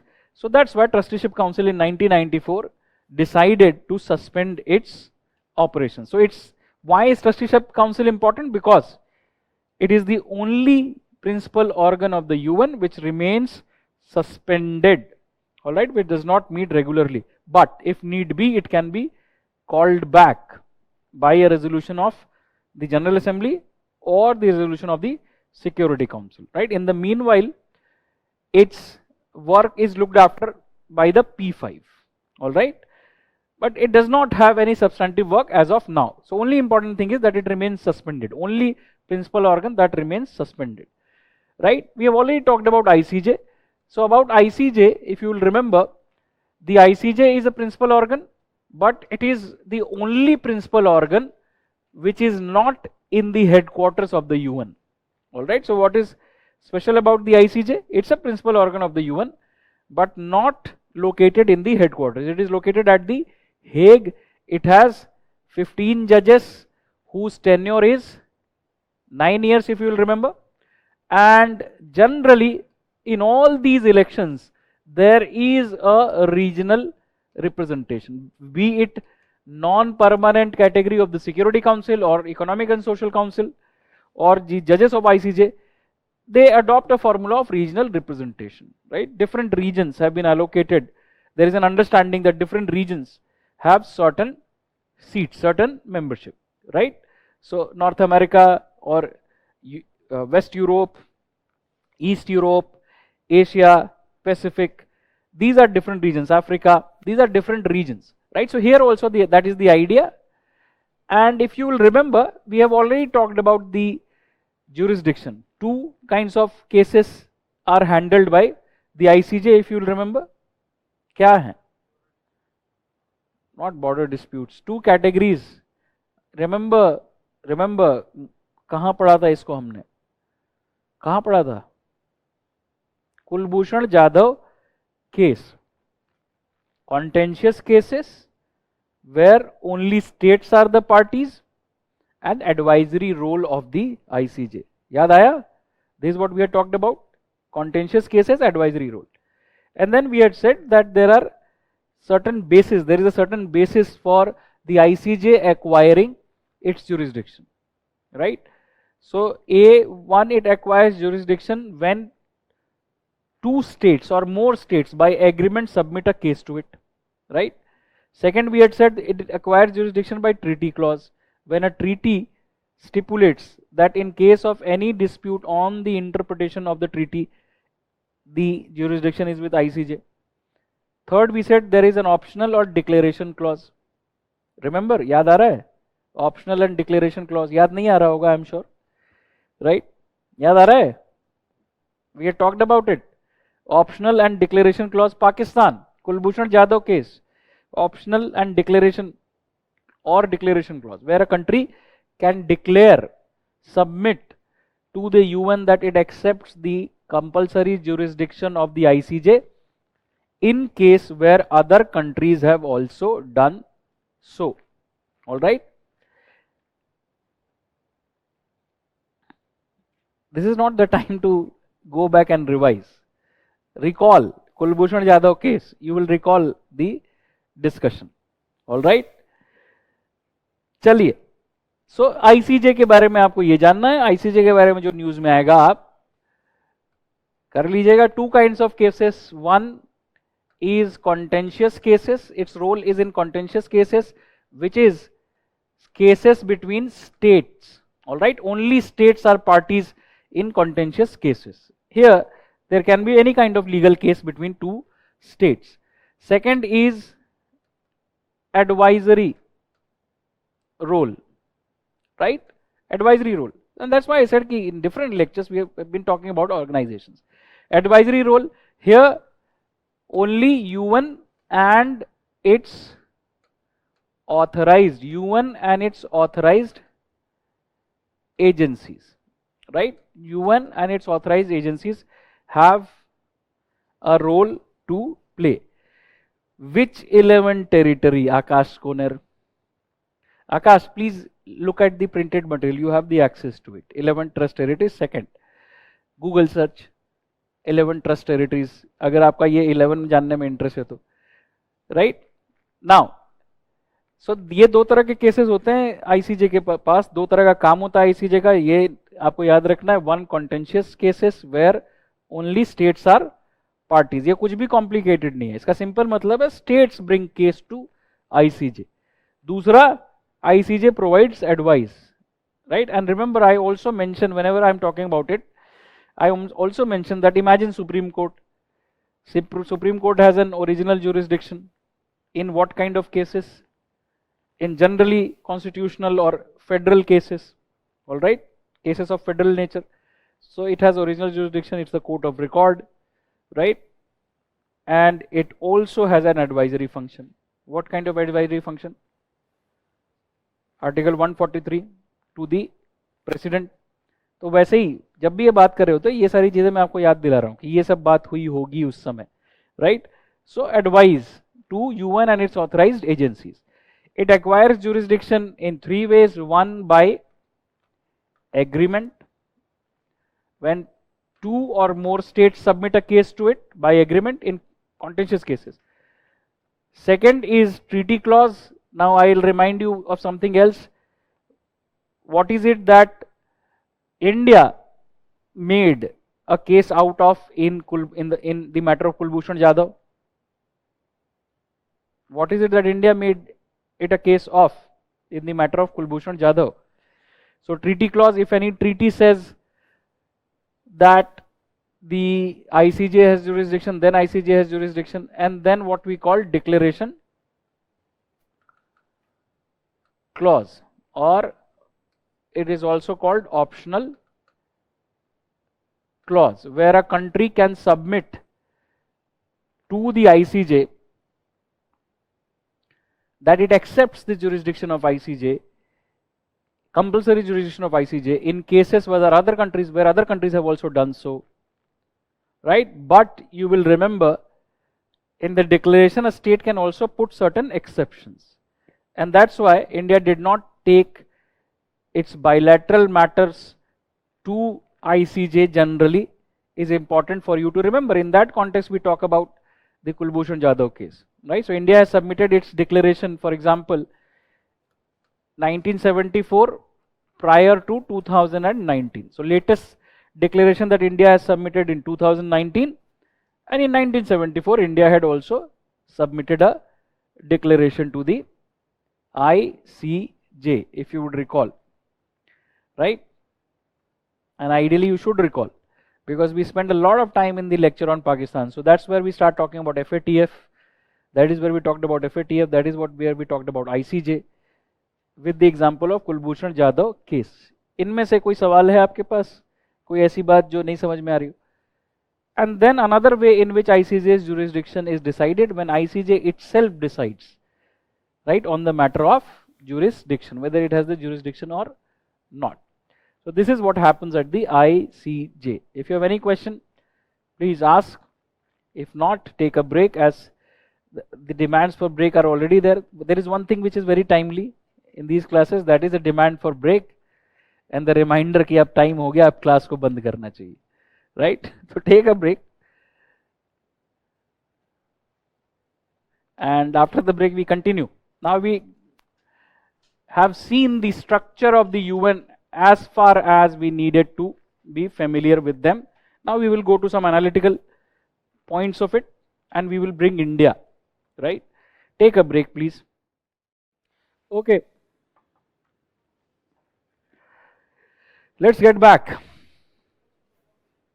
Let's get back and start talking about the organizations as we have introduced. We first saw a question or set of questions so that you have your expectations set. What are you doing when you are talking about an organization? Second, we started talking about UN as an example because it is the largest intergovernmental organization, through which we can also understand meanings like or that of multilateralism, and also larger meaning of term structure and mandate, right?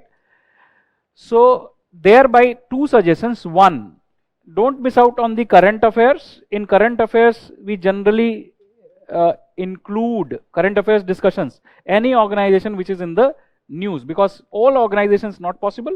Wherever we have been, we have talked about organization at the right places, we have seen questions. So that is the general intent that you should continue with, but you can't leave reading newspaper or current affairs, क्योंकि वहां से question आते हैं, that I can't predict, right?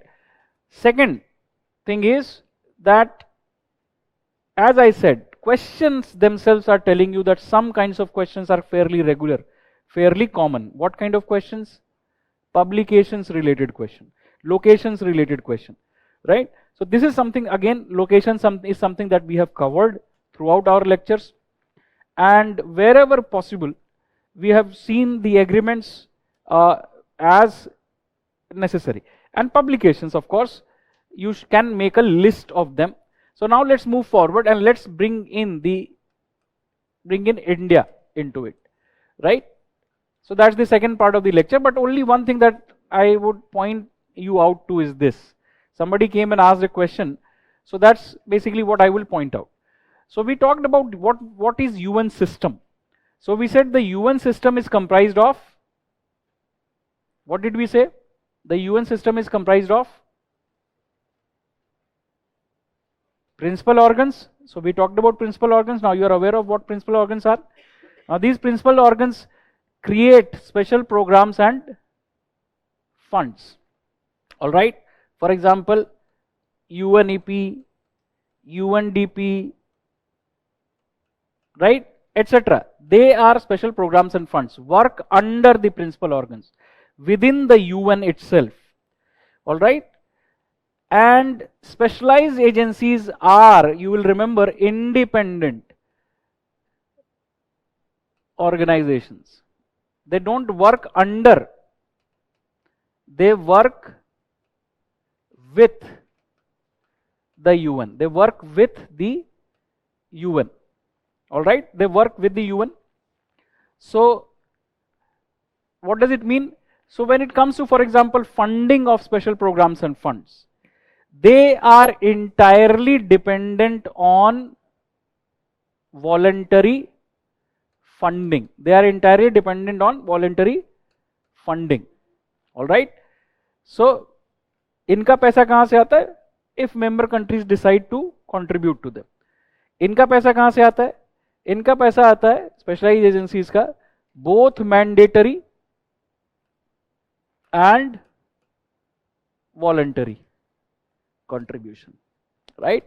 So members have to pay a definite fee or contribution, that is mandatory contribution, and voluntary when members pay on their own volition, right? Now, this is where you will see that the UN itself is funded by both mandatory and voluntary funding. So we understand voluntary funding mainly is responsible for funding these special programs and funds. Mandatory funding goes to the maintenance of UN principal organs, UN budget. UN budget is determined by the UN General Assembly, right? And generally the UN has a mandatory contribution which is calculated again by General Assembly related committees, which is based on criteria like A, size of the GDP, but also criteria like capacity to pay, which is per capita GNP, right? So that is where the money of the UN comes from. The UN decides how much its members should pay. So that is what kind of contribution, what kind of funding? Mandatory funding, right?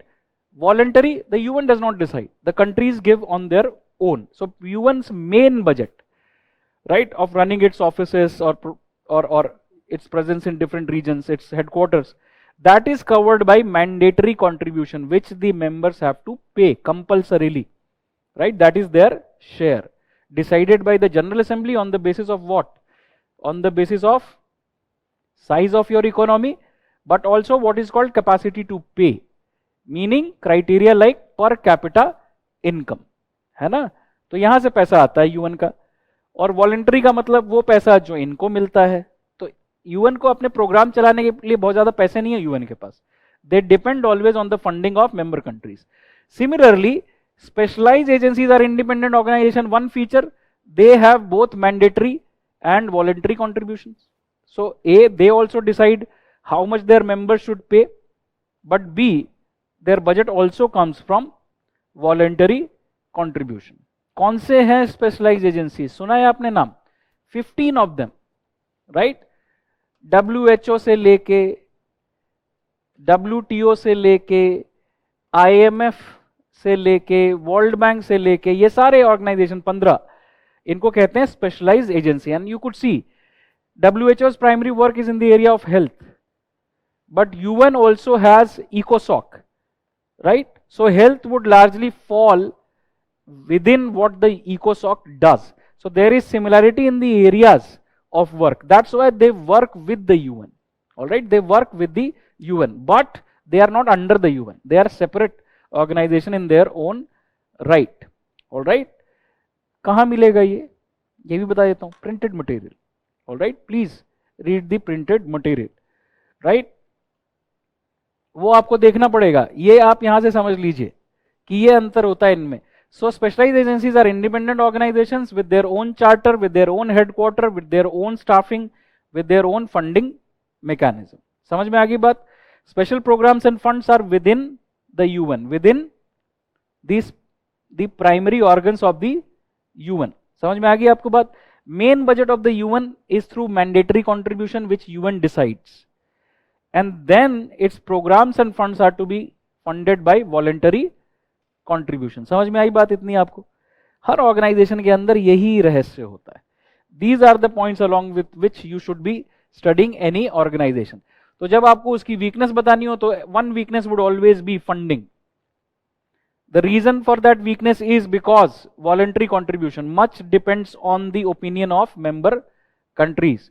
That's why one of the weaknesses of any organization is geopolitics, where countries compete for dictating the agenda of an organization. For example, at WHO, China and United States. कभी पढ़ोगे तब तो idea लगेगा, खासतौर पे current affairs जैसी चीजें, कि यही हो रहा होता है उनमें. चलिए आगे चलते हैं. ये हमने बता दिया, ये हमने जान लिया. अब हम एनालिटिकल पार्ट पे आते हैं. India, let's attach India. So what about India? So first of all, we will remember generally A, contribution of India to the UN, B, India's views on the UN, and C, we will see question of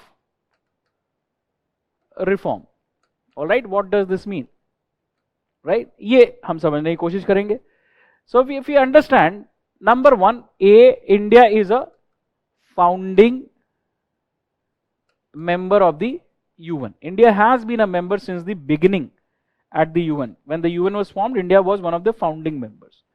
So thereby, its contribution has been shaping the agenda. That it has also shaped the agenda of the UN. In what matters? So we can say that India has taken leadership of ideas in matters like decolonization. All right, decolonization. India was the first chair of the decolonization committee of the UN. First chair of the decolonization committee of the UN. Right? In this sense, India took a lead. Or when it came to issues like anti-apartheid,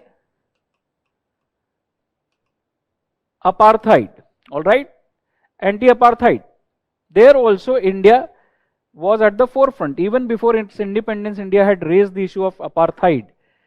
Where? South Africa. What is apartheid? Apartheid is a system of governance which is based on racial discrimination, racial segregation, as was practiced by the South African government for much of the later part of 20th century. So India takes lead in shaping opinion on opposition to apartheid. There are other issues also. For example, India led the idea of new economic order, all right, new international economic order, meaning India advocated, in simple terms, the views of developing countries or the view of global south, right? So this is where we clearly see India's contribution in shaping agenda. Another area where India is shaping or helping in shaping the agenda is terrorism. For example, India presented the draft of Comprehensive Convention Against International Terrorism to the UN, right? So that is one way of contribution that you will see. Second contribution that India has is in terms of peace keeping. So India has contributed to all the objectives of the UN, but some of them are noteworthy. It has contributed to all the objectives. Some of them are noteworthy. One is peacekeeping. So for example, India historically has been the provider of highest number of peacekeepers. Historically, highest number of peacekeepers have come from India. All right. Currently also, India is among the top 3 in terms of contributors. Highest number of Indian personnel have laid down their lives during peacekeeping operations. So that is another contribution of India. Highest number of Indians have laid down life during peacekeeping operations, right? So be it historical perspective, current perspective, India has been a leading contributor of personnel but also of equipment in the peacekeeping operations. Then India's budgetary contribution. India's budgetary contribution.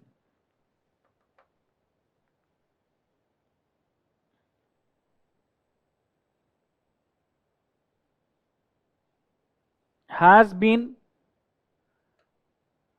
consistent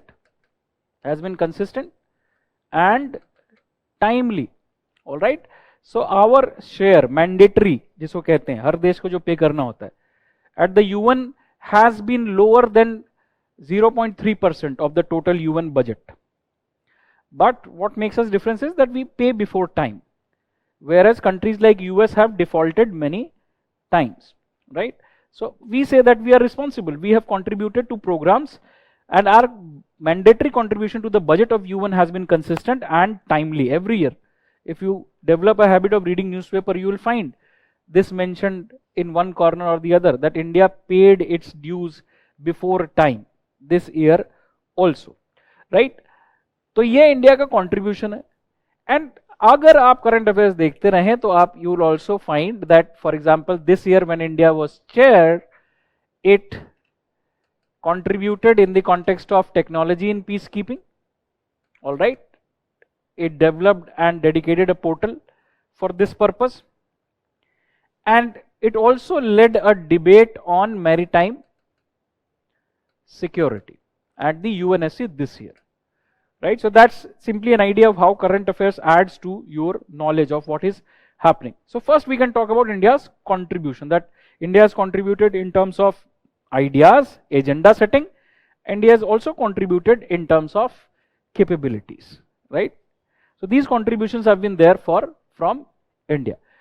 Now if we look at India's view, as we said we should talk about India's view also. If you look at India's views, it's very clear that India has consistently reposed faith in the UN. India has consistently reposed faith in the UN, right? So we believe that UN is important. That's the simple meaning of this, right? As part of its preference, for a multilateral and multipolar global order. All right, so this has been consistent feature, that we have supported UN, we have faith in UN, we see it as an important pillar of the multilateral global order that we have always advocated, right? And we also see this as part of the multipolar approach that we have. So it fits in with our principles and with our objectives. So then what changes have come in India's view, if this has been consistent? So we can say that, however, India believes or advocates that the UN needs to change for remaining relevant. All right, the UN needs to change for remaining relevant. So that's another major idea that India always has put forward, that UN is something that we need, but what kind of UN is an open question, and the UN needs to change in order to remain relevant. So what do we mean by this? So first of all, for this purpose, India supports comprehensive reforms at the UN. That is what India has supported, a comprehensive reform of the UN. So India says UN reform should be comprehensive. What is the meaning of this? It means there may be many ideas on reforms. For example, US under Donald Trump would have liked to reform the financing of the UN. कम बिजली जलाओ, headquarters में AC मत चलाओ, right? So efficiency in its funding. But India says that is necessary, that should also be done, but that is not a comprehensive reform. So India says decision making must change, decision making structures must change. So most prominent example of India's advocacy of reform is reform of the United Nations Security Council. That's what India means when it says that it should be a comprehensive reform. And why India says so? In light of the fact that for India, UN or UN-like body would always remain relevant, right? But what we are saying is, the UN needs to change because in view of the increasing complexity and increasing transnational nature of emerging challenges, right? So what India says is that the world has become too complex. The challenges that we are facing are becoming complex. But these challenges, most of the important challenges that we are going to face are going to be transnational in nature.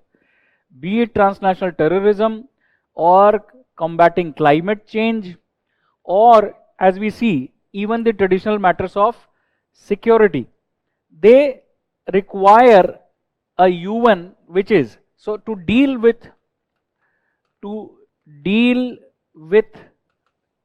these, all right,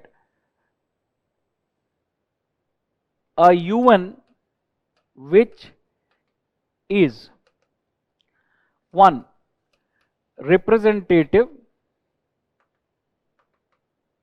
two, accountable, three, multi-stakeholder in approach. So what kind of a UN is required?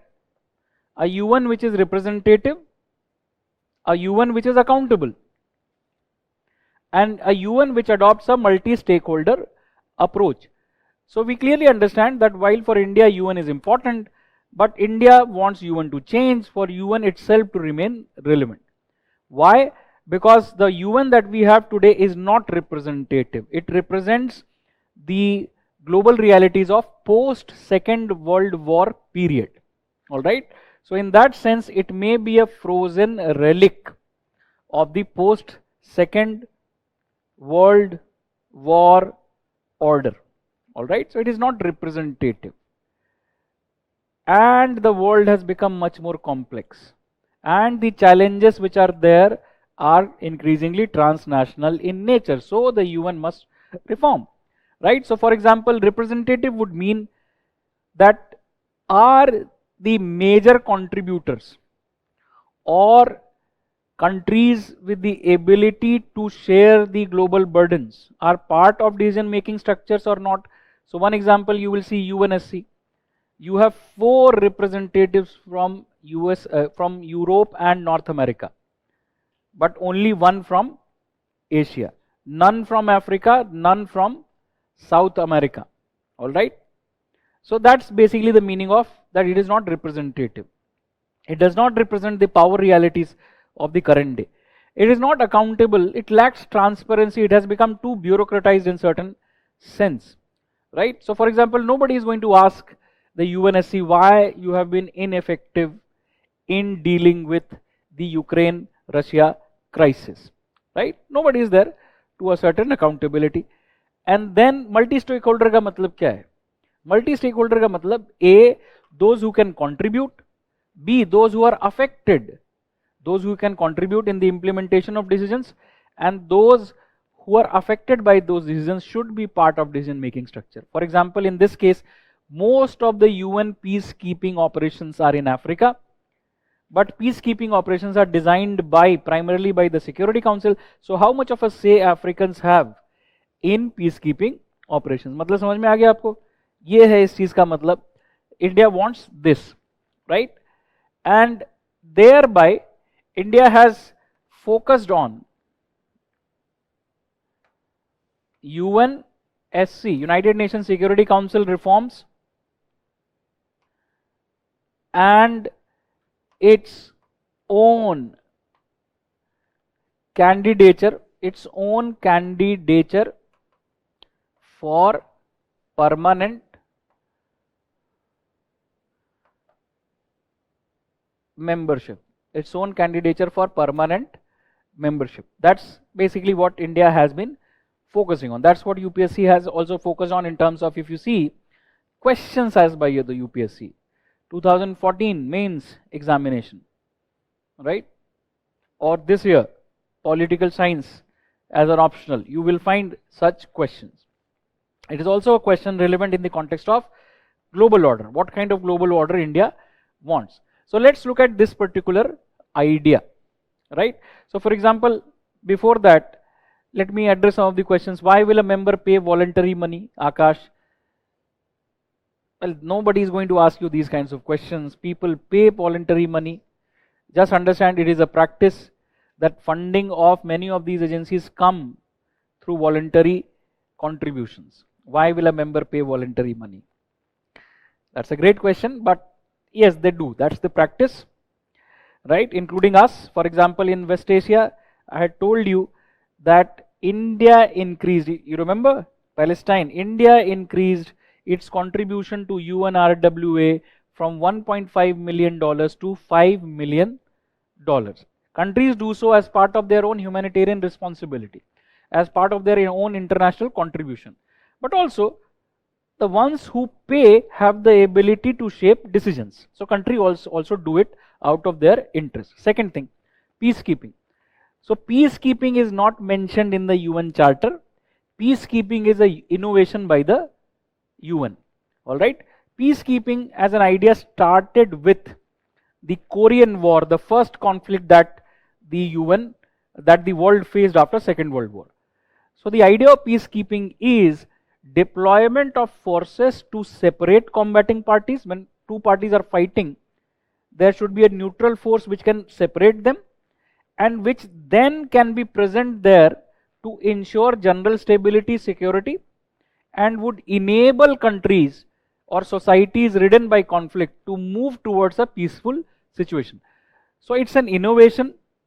Its mandate is guided by UNSC, but also in partnership with the General Assembly. Alright, and Secretariat also plays an important role. But they are primarily defensive in nature. Right? The peacekeepers use light arms. They can only use arms to defend themselves or defend their mandate. They are not there to fight wars, unlike military operations, which are offensive in nature. So peacekeeping, remember, is a innovation that the UN acquired. And in what context? If you see Korean War, you have multiple vetoes exercised by the West and by the Soviet Union. So in those periods, the Security Council itself has been paralyzed. So that's why this mechanism, peacekeeping mechanism, was evolved. Right? Now, these kinds of decisions are taken by UNSC, so thereby reforms have been in news. For example, let's say in the 1990s, this issue came up, and you have the General Assembly adopting resolution in this context, and these resolutions tell us that UNSC is not representative, right? Second, it tells us that its decisions carry bias, right? It has a West-centric bias, as many people would say. And these resolutions also pointed out that there is no criteria for membership. So these and various issues were always there. Those who are not represented would ask questions to those who are represented in these power structures. So General Assembly resolutions in the 1990s, for example, pointed out to these things, that UNSC is not representative. It is overwhelmingly dominated by Western powers. Thereby its decisions also show a certain bias. Alright? And there is no criteria for membership. So that is also one thing where you can think of accountability. Right? What is the criteria for being a non-permanent member? What is the criteria for being a permanent member? There is no criteria. So these things have been identified. Now through this the process picked up. So under Secretary General Kofi Annan, you have debates or discussions taking place, and UN has its Millennium Summit 2005, right?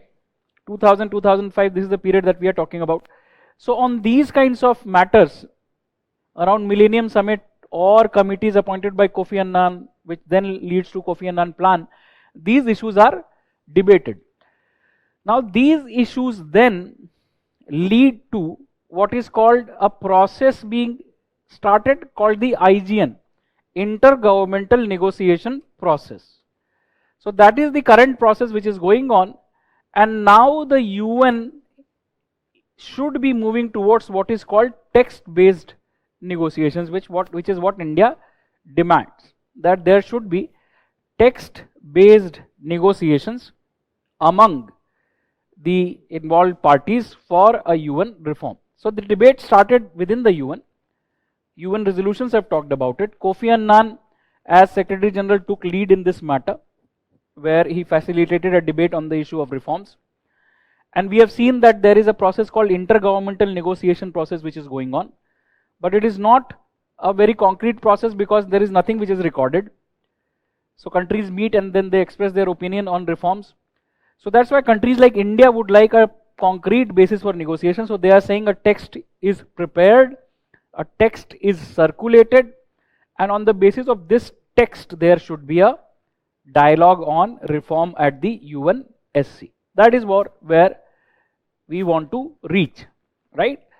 But so far reforms have not taken place, but it is an important part of India's foreign policy ambitions, right?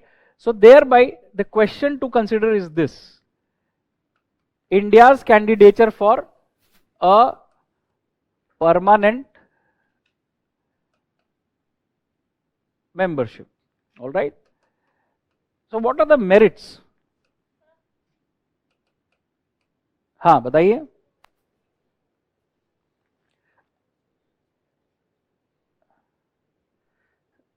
आपने वो term सुना था text based negotiation? बस text सुना तो text based negotiations.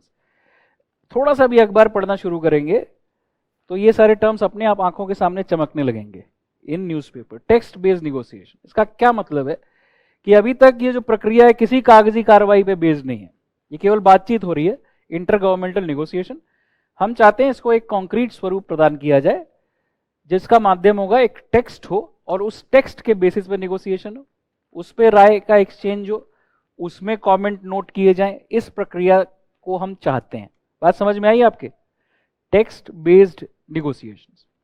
अखबार पढ़ना बिल्कुल शुरू करना जरूरी है, और अंग्रेजी की अगर दिक्कत हो तो एक डिक्शनरी रख के शुरू करना है ना, लेकिन जरूरत पड़ेगी. So candidature for a permanent membership के मेरिट्स क्या है? What does India say? Why should we be a member? Yes. So when the debate was taking place in the UN General Assembly itself, we saw that one of the observations was there is no criteria for appointing a member. So during these debates also the idea has been touched upon. What should be the criteria? So criteria generally is that a new member should be a major economy, a major military contributor. It should bring diversity to representation at the UN, credibility to the UN.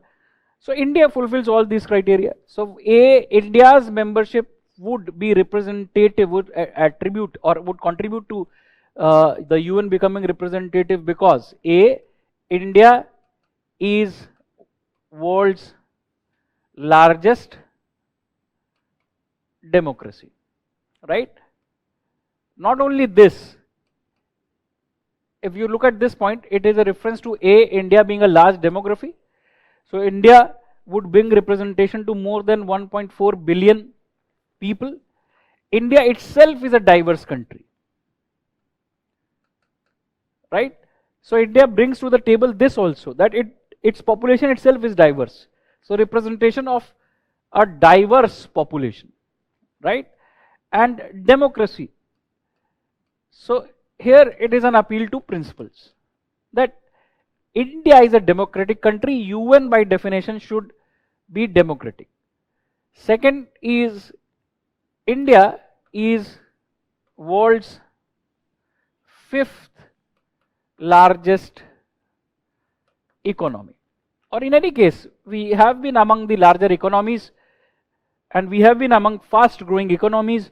So India can also contribute to the programs of UN. India is world's 5th largest economy.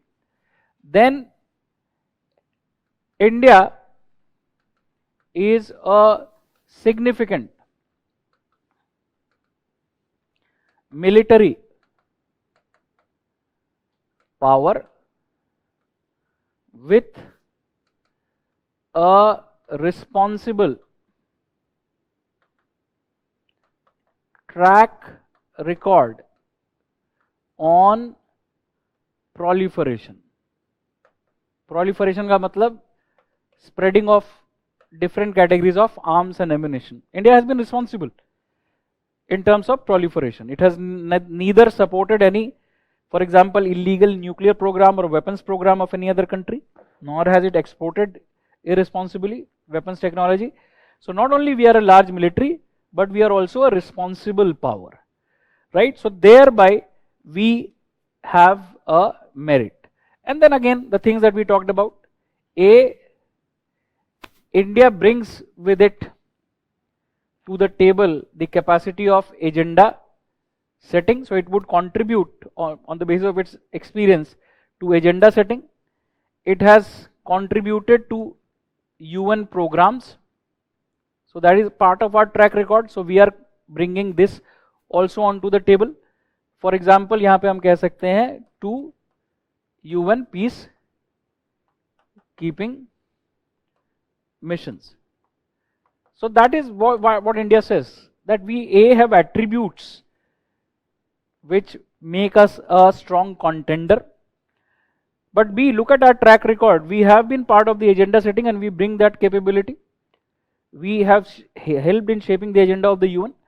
We have contributed to its programs and we still have those capabilities. So that's why we should be a permanent member of the UN Security Council. These are the reasons why we should be a permanent member of the UN Security Council. So that's fine. You have your merit, but what are the hurdles? What are the challenges that India faces? What are the hurdles that India faces? So the hurdles that India faces are multifold. One, a diversity of views, including that of the uniting for consensus, or coffee club. All right, uniting for consensus or coffee club. There is a group of countries. So diversity of opinion may include A, opposition by Pakistan, but that's not such a major point that we have. But we have large group of countries who may have different ideas than ours. For example, group of countries which is called Uniting for Consensus और coffee club. ये तो सुना ही होगा आपने, क्योंकि इस तरह के टर्म्स तो आप सुनते ही हैं. कॉफी क्लब, कॉफी क्लब का जो फॉर्मल नाम है वो है uniting for consensus group. Now it has multiple members. It has members like Pakistan, but it also has Argentina. It also has Turkey. It also has Canada. It also has Italy.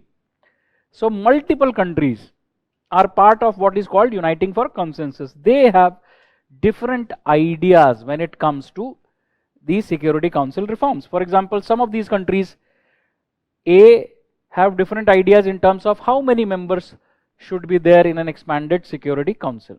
Right? For example, the Kofi Annan formula says around 24 to 28. Right? So ये एक बात पे difference है, कितने होने चाहिए. Second difference है, should there be an expansion of permanent category or non-permanent category? So most of the Uniting for Consensus countries would say only enhance non-permanent category membership. Third difference may be on the issue of veto. Should the new veto in the new members in the permanent category be granted a veto? So many of these countries have the opinion कि ऐसा नहीं होना चाहिए, right? So first of all, this is a large set of opinions which are different than India, or which are relevant in the context of navigating the difficulty, right? More importantly, we have ambiguity in the approach of P5, right? What is this ambiguity? So all the permanent members at one point or the other have said that they would support India's candidature as a permanent member of the Security Council. And you are happy जब भी ऐसा होता है. But the real question is when.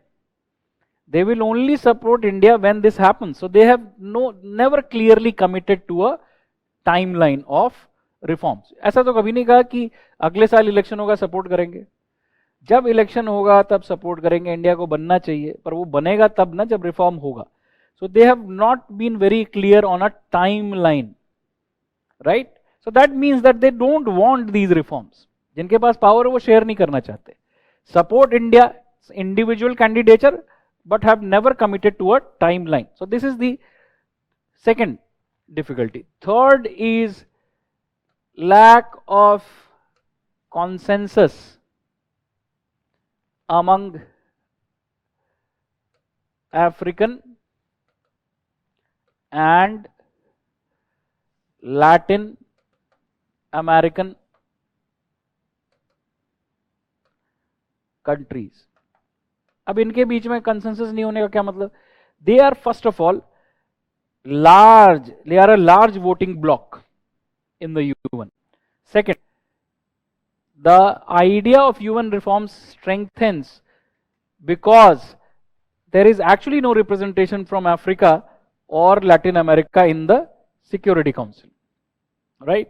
So this is an important part of this debate where we need to have a consensus. Remember, why do we need to set our aims at creating a consensus with all these three? Because we need 2/3 of majority at the at the General Assembly for reforming the UN, because it would require reform in the UN Charter.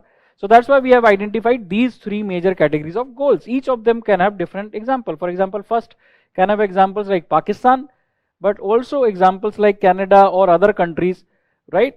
So they may have opposition to particular candidate, but they have come under a particular group proposing certain ideas. So what is it that India should be doing? What India has already been doing? For example, India coordinates its position with the G4. India would continue to do that. So we are saying this is what India should be doing. India should create a greater awareness through partnership with like-minded countries like G4. India, Japan, Germany and Brazil, right? So that's one set of countries. And now just there is G4, there is Coffee Club, right? So these set of countries should take upon themselves to convince this set of countries, all right? So that's what we should be doing. We should engage with those who have different opinions than ours to create a common point. Then it's important to engage with the P5 for what purpose? For a commitment on definite time period for reforms. ऐसा होना चाहिए, right? We want commitment on their part for a time period. कितने time में आप reform करेंगे, right? Now, we also need to engage with the L69 group of countries to do what? To create consensus on candidates, from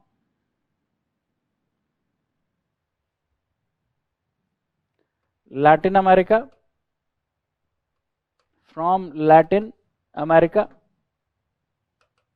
and Africa, Latin America and Africa, इनके साथ काम करने की जरूरत है। L69 is a group of countries who hold consultations among themselves within the UN, and this is basically countries of Africa, countries of Latin America, Caribbean and the Pacific, है ना। एक पर्टिकुलर ग्रुप ऑफ कंट्रीज है, least developed और developing countries का, जिसको कहते हैं L69 group of countries. If you are reading newspaper और about India's position, you will come across them. So this another large group that needs to be convinced.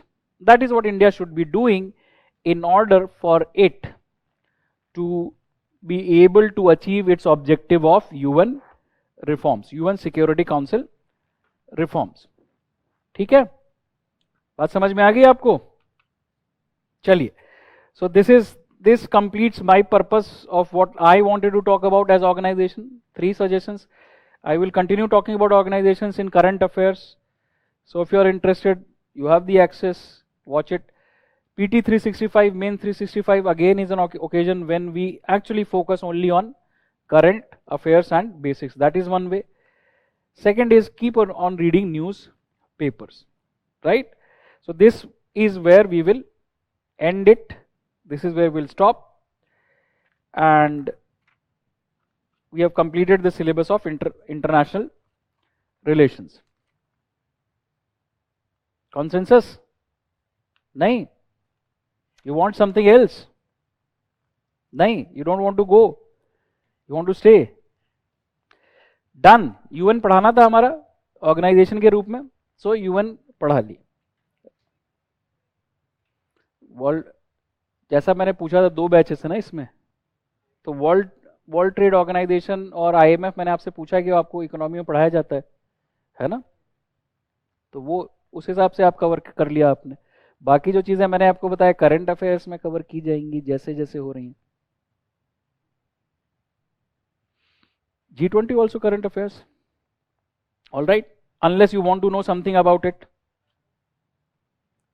NATO again current affairs. NATO is not very significant because India is not a member. NATO, India is not a member. G20, it would be there in current affairs. कुछ पूछना चाहते हो तो उसके लिए use कर लो platform को, और पूछने के लिए तो पढ़ के आना था ना। तो एक सलाह और दे रहा हूं, जो प्रिंटेड मटेरियल है that has UN, its agencies all together at one place, just give it a reading. Last part of the material वो बनाया इसीलिए था कि ये चीजें अलग अलग जगह पे ना मिले, एक जगह पे हो, तो वहां पे है ना, right. So if you are looking at the current affairs also, हर करंट अफेयर्स क्लास में मैं ही जाता हूं, and I keep on talking about organizations. So that is also a smart way of understanding or learning about it, right? We took it as an NAFTA again, विशाल, तो दुनिया में कुछ भी हो रहा है वो हमारे हिस्से में नहीं आना चाहिए ना, नाफ्टा नहीं।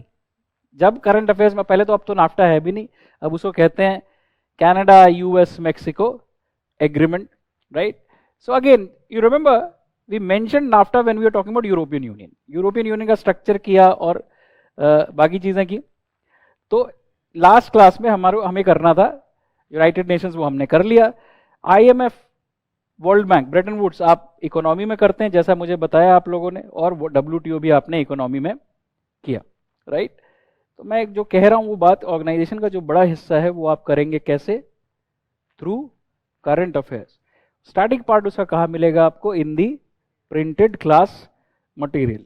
इन any case IR is thankfully not a very big part of the examination, है ना, बहुत बड़ा हिस्सा नहीं है। सो decide fewer sources and keep following them. You will be able to answer, right? Now, अगर आपके पास कोई क्वेश्चन है, आपके पास कोई स्पेसिफिक डाउट है, तो प्लीज आई एम हियर। इससे अच्छा क्या कर सकते हैं? So what is NAFTA? Vishal का कहना है NAFTA is North America free trade agreement between Canada US and Mexico, which now is called Canada US Mexico agreement. We have nothing to do with it. IBSA. IBSA is a dialogue platform. India, Brazil, South Africa. Again, for many years it has not been in news. इसलिए कह रहा हूं कि even some of the things that you think कि ये तो पुराना है, नहीं, ऐसा नहीं है। For example, IBSA did not have its meeting summit since 2013. All right, but whenever it comes up, becomes relevant in current affairs, we talk about it. BRICS, SCO, G20, they are talked about in annual cycles, right? For example, WTO we talked about in the context of June current affairs. Why? Because WTO again came in news because 13th ministerial conference of the WTO took place, right?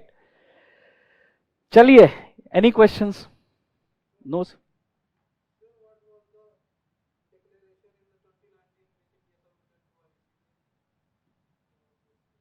यही मैं कह रहा हूं, पाकिस्तान वाली class से लग रहा है सब गायब थे।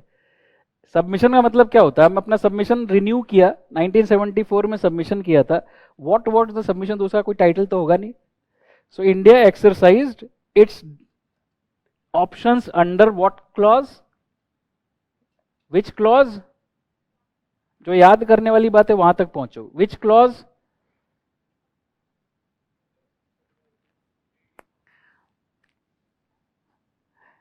जो डिक्लेरेशन सबमिट किया was under the exercise of which clause? I talked about 3 clauses. Declaration and optional clause. बस यही समझदारी दिखानी है। मेन जो चीज पूछ रहा हूं वहां तक पहुंचना है। सो हर कंट्री के पास अधिकार है कि वो ये कहे कि हम आपका कंपलसरी जुरिस्डिक्शन स्वीकार करते हैं, आईसीजे। वो करते कैसे हैं? एक चिट्ठी लिखते हैं, इसी को डिक्लेरेशन कहते हैं, है ना? जेनेवा डिक्लेरेशन या दिल्ली डिक्लेरेशन नहीं, चिट्ठी लिखी। अब चिट्ठी लिखी, उसमें क्या लिखा? We accept compulsory jurisdiction of the ICJ in cases where other states have also done so. और देशों ने भी जिन केसेस में ऐसा किया है हम स्वीकार करते हैं। अब उस चिट्ठी को ही हम डिक्लेरेशन कहते हैं। अब उसके अंदर हमने एक तो ये बात की, दूसरा ये एक लिस्ट दी है कि किन केसेस में हम नहीं करते। उनमें से एक केस है when a country is or has been a member of the Commonwealth. So in those kinds of cases we say we don't accept the compulsory jurisdiction of ICJ. यही है वो डिक्लेरेशन। पहला तो ये कहना कि हम स्वीकार करते हैं उन केसेस में जहां और लोग भी करते हैं, लेकिन इन पर्टिकुलर केसेस में हम नहीं करते हैं, है ना? ये डिक्लेरेशन था। जुरिस्डिक्शन एक्सेप्ट नहीं करेगा इंडिया, ये आर्ग्यू करेगा यही जाके जुरिस्डिक्शन नहीं है आईसीजे का। पर अगर आईसीजे ने कह दिया हमारा जुरिस्डिक्शन है तो फिर वो अलग रिस्पॉन्स होगा। जजमेंट तक बात नहीं पहुंची है, अभी जुरिस्डिक्शन तक बात पहुंची है कि हम केस ले जाना चाहते हैं कि नहीं ले जाना चाहते हैं। 3 तरीके हैं उसके, कैसे केस जाते हैं आईसीजे तक। यही बोला ना मैंने, कंपलसरी जुरिस्डिक्शन कैसे होता है आईसीजे का। अब समझ में आ गया डिक्लेरेशन क्या है? एक सिंपल चिट्ठी जो हम किसको लिखते हैं? यूएन सेक्रेटरी जनरल को, सेक्रेटेरिएट को चिट्ठी भेजते हैं जिसमें हम कहते हैं कि कंपलसरी जुरिस्डिक्शन एक्सेप्ट कर रहे हैं जहां और देशों ने भी किया हुआ है, लेकिन इन केसेस में अब जोड़ दिया हमने cases involving sovereignty, territorial integrity, इस तरह की चीजों पे, बॉर्डर इश्यूज पे हमने कहा कि हम नहीं जाएंगे आईसीजे। समझ में आया? 2019 में ये चेंज किया था थोड़ा सा हमने, बट ये declaration is part of what countries can do. 1974 में पहला, उससे पहले दूसरा, 1950s में पहला किया था हमने डिक्लेरेशन, 1974 में दूसरा, 2019 में तीसरा डिक्लेरेशन। क्या जानना चाहते हैं आप कि इसमें और क्या क्या एक्सेप्शंस हैं? उसको आप गूगल सर्च कर लीजिएगा अगर आपका एक्सेप्शन है। मैंने बहुत पर्टिकुलर पर्पस के लिए इसीलिए शुरू किया था कि कॉन्टेक्स्ट से समझ पाओगे। उद्देश्य ये था कि हर चीज में जो सलाह देते हो कि आईसीजे के पास चले जाना चाहिए, यूएनएससी के पास चले जाना चाहिए, वो इंडिया की पॉलिसी नहीं है। कंट्री स्पेसिफिक रेजोल्यूशन पे इंडिया वोट नहीं करता, जनरली एब्सटेन करता है अगर किसी का ह्यूमन राइट्स का भी क्रिटिसिज्म में कुछ भी हो। दूसरा, इंडिया अपने बायलैटरल मुद्दों को कभी इंटरनेशनल फोरम्स में नहीं ले जाना चाहता है ना। ये दोनों प्रिंसिपल है इंडिया के। वही ये रिफ्लेक्ट होता है डिक्लेरेशन क्लॉज में भी कि पाकिस्तान के साथ बायलैटरल इश्यूज को हम अलाउ नहीं करते आईसीजे जाने में। तो इसलिए आपका डिफॉल्ट ऑप्शन कभी नहीं होना चाहिए ये कि चीन के साथ आईसीजे चले जाओ, पाकिस्तान के साथ आईसीजे चले जाओ, है ना, क्योंकि वो प्रेसिडेंट नहीं है, इंडिया वो फॉलो नहीं करता। लेकिन जब करता है तो कारण समझने चाहिए, है ना। वो एक्सेप्शन होगा तो वो एक्सेप्शन क्यों है? कुलभूषण जाधव केस में हमने क्या सीखा? India did not say that we accept the compulsory jurisdiction in the case of bilateral issues with Pakistan.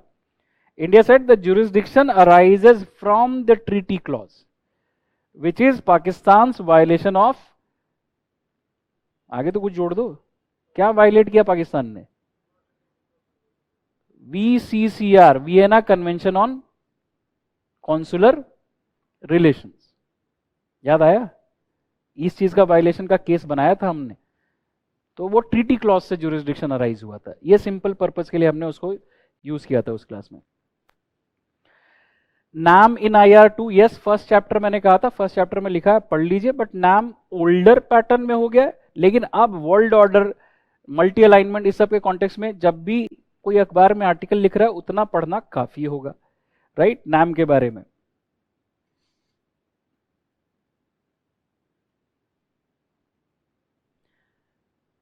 Sir in bilateral relations how can we define India's engagement with Myanmar junta against Taliban, against Taliban of Afghanistan? ये तो सवाल ही समझ में नहीं आया मुझे, इतना मुश्किल सवाल पूछ लिया आपने। So with Taliban in Afghanistan, I have suggested you one word: functional engagement. What India is right now doing is functional engagement. What, sir, for some purposes. With Myanmar again, we are reacting to the situation. कहीं किस देश में कैसी सरकार होनी चाहिए वहां हमारी नहीं चलती, बट वहां जो परिस्थिति है उसको हम रिएक्ट करते हैं, तो बेसिकली प्रैक्टिकल इंगेजमेंट है। और हमारा ये कहने का कोई मतलब नहीं वहां कैसी सरकार होनी चाहिए, कैसी सरकार नहीं होनी चाहिए, right, as far as I could understand. Thank you very much. This would be all. If you have no questions, that was IR. Hopefully it was beneficial. All right. In the last class, somebody asked for mail ID, so I shared my mail ID also. So till the time you are writing the examination, if you have any doubts, you can write a mail to me. एकदम immediately जवाब नहीं मिलेगा, right? But और हर चीज के लिए नहीं, जो आपको लगे कि थोड़ा सा मेहनत कर लो अपने सवाल पे फ्रेम करने में, है ना, और if you have any doubts, I will reply. That's what I'm saying, right? But if you have access to PT 365, Main 365, remember I will be with you, right, in those classes also. पर पढ़ना आप ही को पड़ेगा, ये मेरा message पहली class से रहा है अभी तक, पढ़ना आपको ही पड़ेगा, है ना, और पढ़ाई तो अब शुरू होगी, ठीक है। चलिए, thank you very much, all the best wishes.